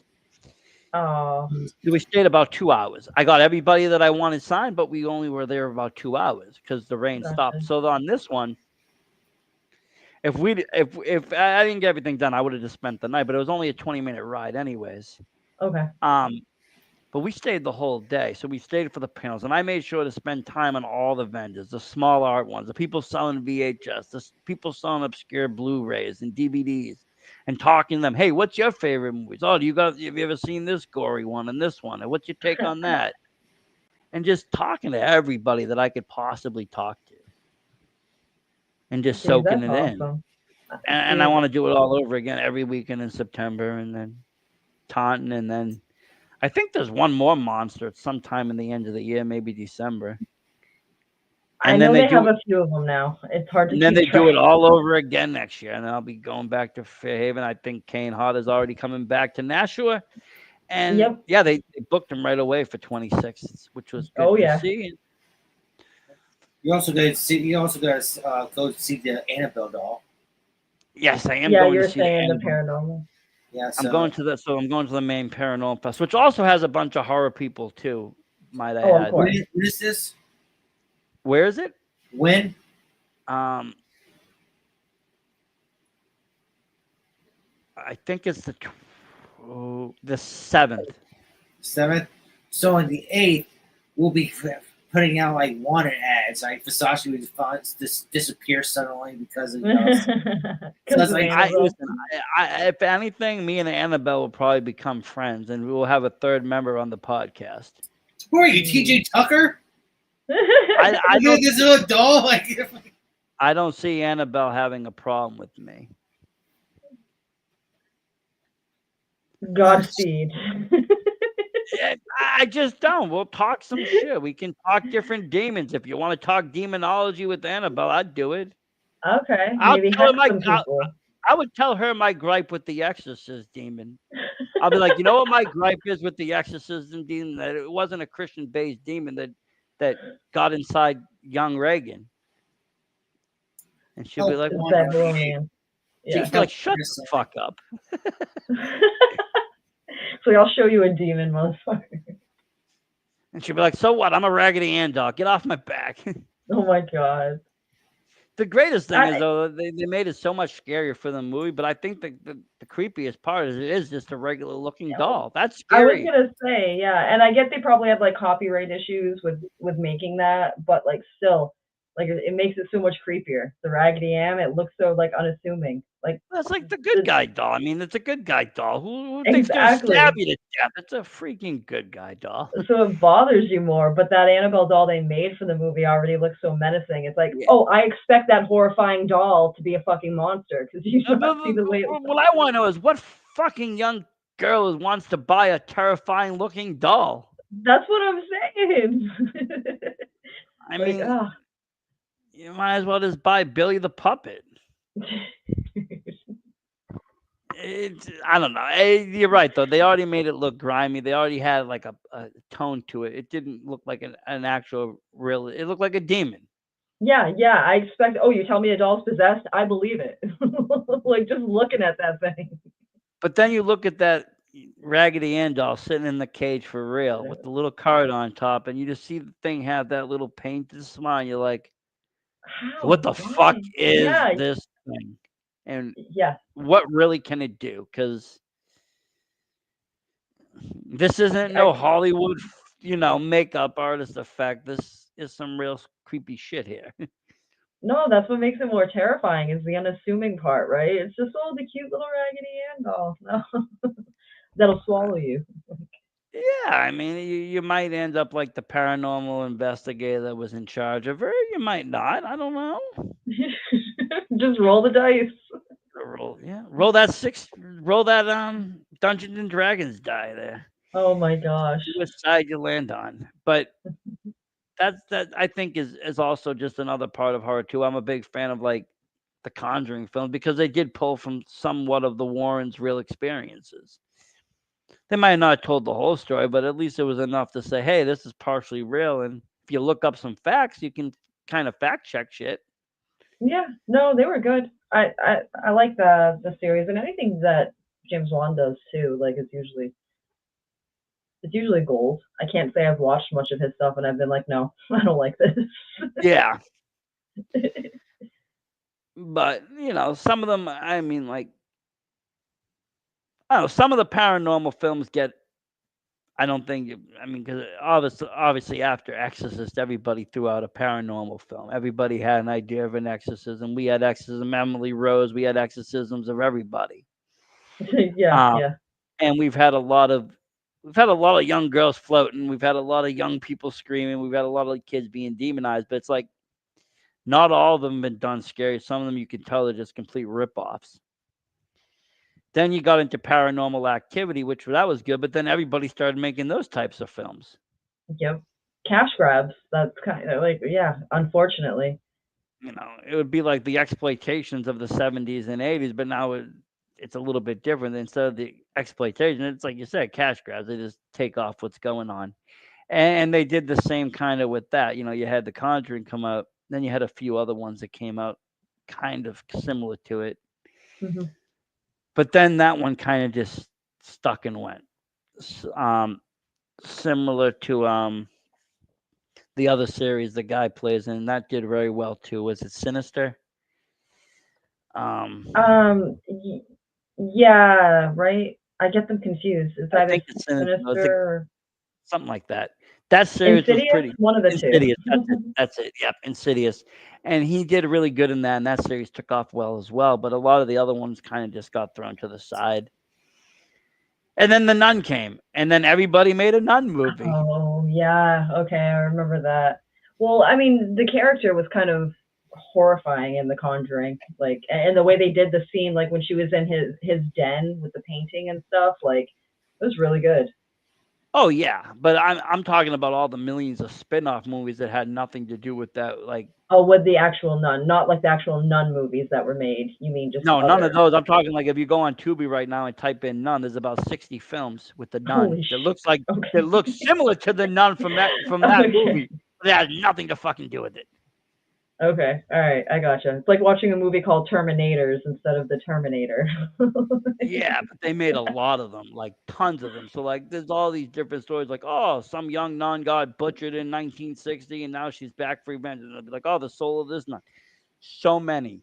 Same thing with Okay. Lorena. They did it with that too. Lorena, they put out a bunch of films. Holy crap. All right. Yeah, I didn't see. Yeah. All right. I've missed some of this. I haven't been on Tubi in a minute. I have to go outside the normal of like good films to find horrors. I've seen so many, so I have to go like down this rabbit hole of like page 6 on this search engine. And I'm like, okay, now I'm into some like, oh, I Hoping for remember that one I diamond in saw. the rough. Yeah, like I saw one the other day on Netflix. I must have been on page like 33. It was like Rabid Grannies from something.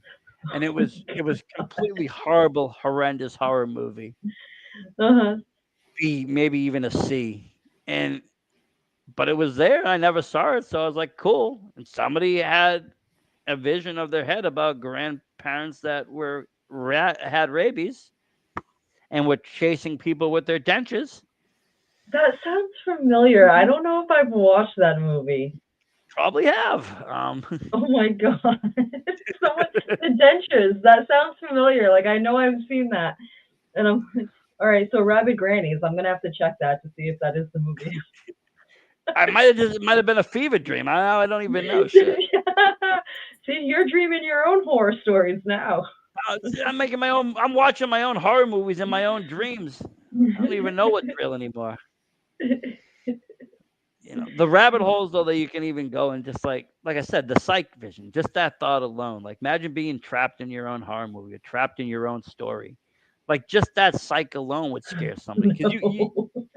you see that trope a lot too, like where the author ends up writing the horror story that they're in the movie of. You like Hmm. in the mouth of madness or something like that. Yeah, that's such a good one too. And well, like you're saying, it's got that level of like meta to it that is like just enough to fuck with the viewer. They're making a 4K of that coming with a nifty poster. I had to order that one too. I Ooh, think that okay. one is special for me. I think I have the VHS of that somewhere. DVD, a Blu-ray, and now I have a second Blu-ray. That one was so hard to find back in the day. That and John Carpenter's Prince of Darkness. I swear, like In the Mouth of Madness Yes, and Prince of Darkness were some of the hardest things to find.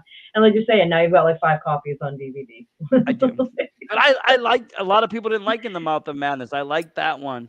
Oh, And it's I so like the other one. good. I like the other one that he was in. What was it? I keep calling it Dead Space, but it's not. They based a game off of it called Dead Space, but it's the space one where he has the spaceship. Event Horizon. Yes.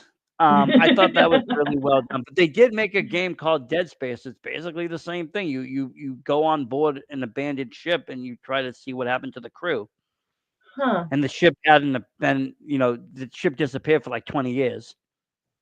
I didn't play. No, I didn't play that. No, that's interesting though. It's funny that you brought up Event Horizon because that's one that I watched back in the day, and yeah, no one seemed to like it. Like people would be like, "What are you on about?" I'm like, I love this shit. I've watched that. Yeah, I used to watch that religiously. Like, it was one of my go-tos. dude, Sam Neill's amazing. He's such a phenomenal actor. Like anything he's in, he's gonna sell it. Like it's funny that you brought up those two. They're really good Yeah, but movies. Yeah. yeah, I know. I was watching Event Horizon the other night. It's one of my like favorite kind of sci-fi horror films. And then I saw the 4K re-release of In the Mouth of Madness, but that's also one of my favorite kind of meta books movies where you have, the real life intruding on the horror world and what's real, what's fiction. It keeps you guessing. It's so good. And it drives you mad. It does. But I It but truly these things does. are like embedded in my head. Like I'll randomly ask somebody like, "Have you read Sutter Kane?" And they'll be like, "What? What? What the hell are you Try to going Google on Sutter about?" Kane. And they'll be like Googling this shit. And I'm like, and I'll just walk away straight faced. Uh, But I do. I'll go, "Do you read Sutter Kane?" And they're just like, "Get away." Or they know the movie and then they play along. They'll be like, which is "Yeah," yeah, yeah. which is even better. Then I know I found a friend. But otherwise, I'm just like poking around with a needle in a haystack. Seeming like a psycho to people. Like, what is this person talking about? But I mean, that's how much a movie had an impact on me that I remember a freaking fake author from a movie 30 years ago named Sutter Hey, Kane. yeah, that's how you know it left its mark. No, you're absolutely right. Like, I these mean, things are timeless. They I really don't are. even know half of the people I went to school with. Never mind that, but I can remember Sutter Kane.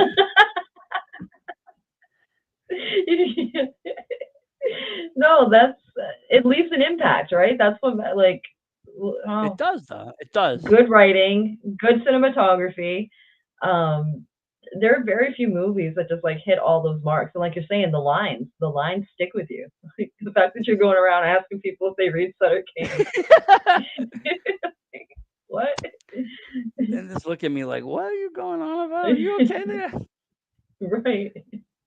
Especially newer people. Then like you said, they're Googling Sutter Kane. Who's this Sutter Kane? They're like, who's Sutter Kane? It's funny to fuck with Uh, people like that, though. it is. It's the horror world. I mean, horror is like 50% fucking with people, and then 50% of horror. Absolutely, yeah. 'Cause, I mean, even in the movies, people fuck with each other just because it'd be funny. There's always at least one scene that a friend tries to scare somebody else. Even in the beginning of The Ring, the girl pranks her Exactly. friend to scare her. Mhm. You always No. have that kind of shit going on. But we're way over the time limit. See, this is what happens with good episodes and good guests. We go way over the time limit. Way over. Oh, 10:30. Yeah. We usually do 8 to 10. You know, 'cause it'll be up Okay. early with the kids. But no, we actually we just we go with the flow. We've done long shows, we've done short shows, but I like I said, if the flow is good and the conversation is good, I never halt that. I'm never gonna be like, oh my god, time limit. Because the reality of it, I don't have a time limit. There's no time limit. Just I'm let not. it I'm not. flow. I used to be strict about a 60-minute time limit. It's not past my bedtime yet. Yes, it is. He wants strict 60 minutes. You would want As straight long as it's not 60. hard to edit.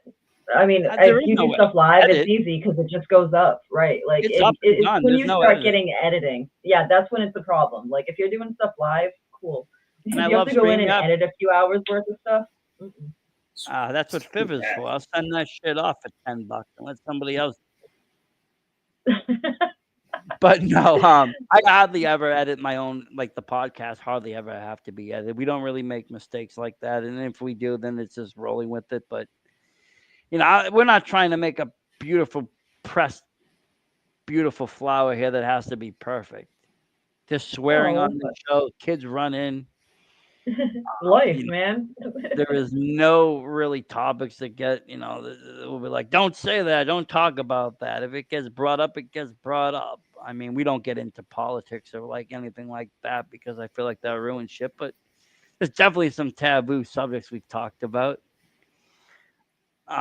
Especially when it These comes to the things fun. especially when it comes to the state of Texas. That's where shit just goes downhill. Like if you I watch a wouldn't have known that. You're filling me in on something that I had no idea about. yeah, but I wouldn't I wouldn't have thought. I mean, I knew about the weed. I knew about that forever because I've heard horror stories of people like getting locked up forever for just having like an ounce of weed. But Jesus. I didn't know so much about all the other stuff. But no, we like to have fun. We like to make the show fun. So I think trying to make it that picture perfect or having to worry about editing takes a lot of the enjoyment out of it. And with StreamYard, as beautiful as you saw in the beginning, it had an intro. So now I don't have to edit the intro in. And Oh, they'll that's have an awesome. outro Yeah. too. So I won't have to edit the outro in. Even So unless better. this, so unless this was a complete shit show, which we've never really had happen on here, then there is really no editing to be done. That's the beautiful part of this. That's awesome. Hell yeah, man. You got I it do all know figured people that out. that do like, they'll do an hour podcast and then they got to spend 2 hours editing. It's like I'd rather just talk for 3 hours uncut and raw. There you go. Yeah. Same. If someone wants to take this and polish it, go for it. But this is how it's gonna be displayed. Oh, Awesome, come dude. on. Yeah. We always say how uncut and how raw we are. The truth is, we're just too lazy to edit. No, I'm not. That's I the love truth. it. I love You're just too editing. lazy to do it. It's like, I mean, either way, real, either way. raw, okay. I would add shit in. I'd add AI shit in. I'd have people saying things they weren't supposed to be saying. I would have all sorts of crazy edits. Maybe That's don't why let I. him edit. That's why I don't edit. You wouldn't even have the right show. Vic's head would be on my body. My body would be on his. I'd have all this weird shit going on. What am I watching right now? Right? You'd be like, "What is this show?" At least you have fun though.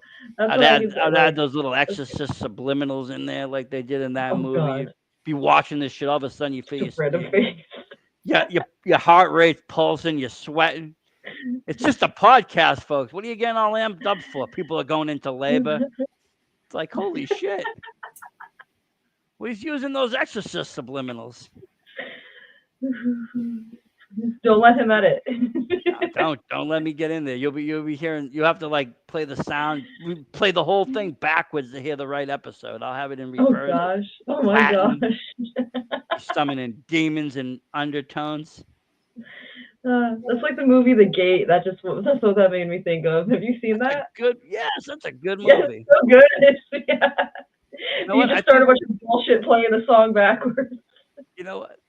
Well, I mean, that's how Trick or Treat was. He played the song backwards, and then he learned how to get revenge. Now, see, there was nothing more satisfying than watching that movie, and then having him come in was even better. But that was a great, a kid got bullied and a kid got revenge movie. Dude, right? Exactly. And I love so much of a nerd. I loved it You though when guys. he came in because I asked him one question. I was like, "How was your character relatable?" And when you went to school, he's like, "School? I didn't go to school. I quit school to act."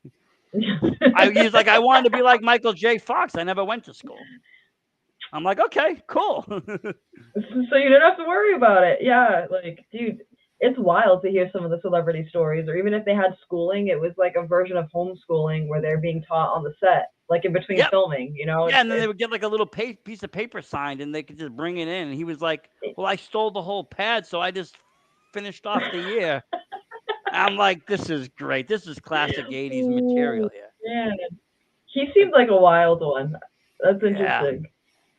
yeah, I love it. But thank you for coming on. We're gonna have to definitely Thank keep you. track of what you've been doing. That new monster book coming up, the new movie you're gonna be in with Jason and all that stuff going on. We're gonna keep dibs on that. I know I will. And I'm Awesome. probably will see you all at there's a Monster pub. Expo. Yeah, Yeah. I'm trying to think of the name there. That's gonna be the one in Taunton.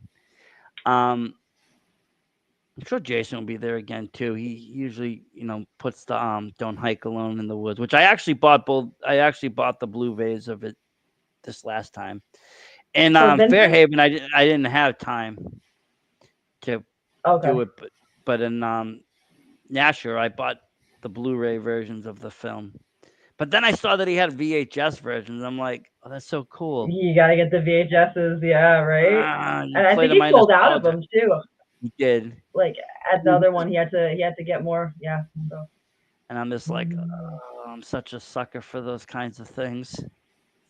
Even though I don't have a VCR, I'll You still don't buy have it. one? It's so easy. Grab one on like eBay, dude. Are they cheap? Because the last one I saw was like $400, and I was like, no. Oh, I think if you dig, you can find some. You can find some. I just need if I can just find it like anyone, that would be great. Because I do have a pretty, I wouldn't say a lot because I had a house fire in 2010, but I got a decent amount of VHS. Enough that you would actually be able to watch and enjoy if you had the VCR. No, but I wouldn't say that. But there's plenty of shit in my cart that I would just hit click because now I have the VCR to watch it. Okay. Tons of VHSs that I saw at the cons and stuff that are on the booths that I just scoop and buy. Because a lot of those movies I would find that never got transferred over to DVD or Blu-ray. That's what I look for now. Is I kind of look for those obscure treasures that are either just been released on Blu-ray or DVD or are still in VHS format. They're better. They're the best ones. Yeah. You know what you're doing. Thank you again for coming on. Really appreciate it. Thanks for having me, y'all. Anytime. So thank you. Thank you. And thank you, everybody at home, for watching. It's been another great episode of VTV. We'll be back 8 p.m. tomorrow night. Do we have a guest tomorrow night, or is it just us two, Vic? It's just us, you know. Oh, disgruntled. Tomorrow's disgruntled Tuesday, isn't it? Yes, it is. Wednesday we have the guest. Yeah. It'll be fun. Well, I'm sure there'll be something entertaining for people to watch. If not, they can just listen to us bitch for 2 hours. Either way, it's entertainment, right? I think I'm going to go watch the movie The Gate now that you mentioned it. Thank you for the inspiration. And thank you, Do folks at home. Have yourself a great night. We're out of here.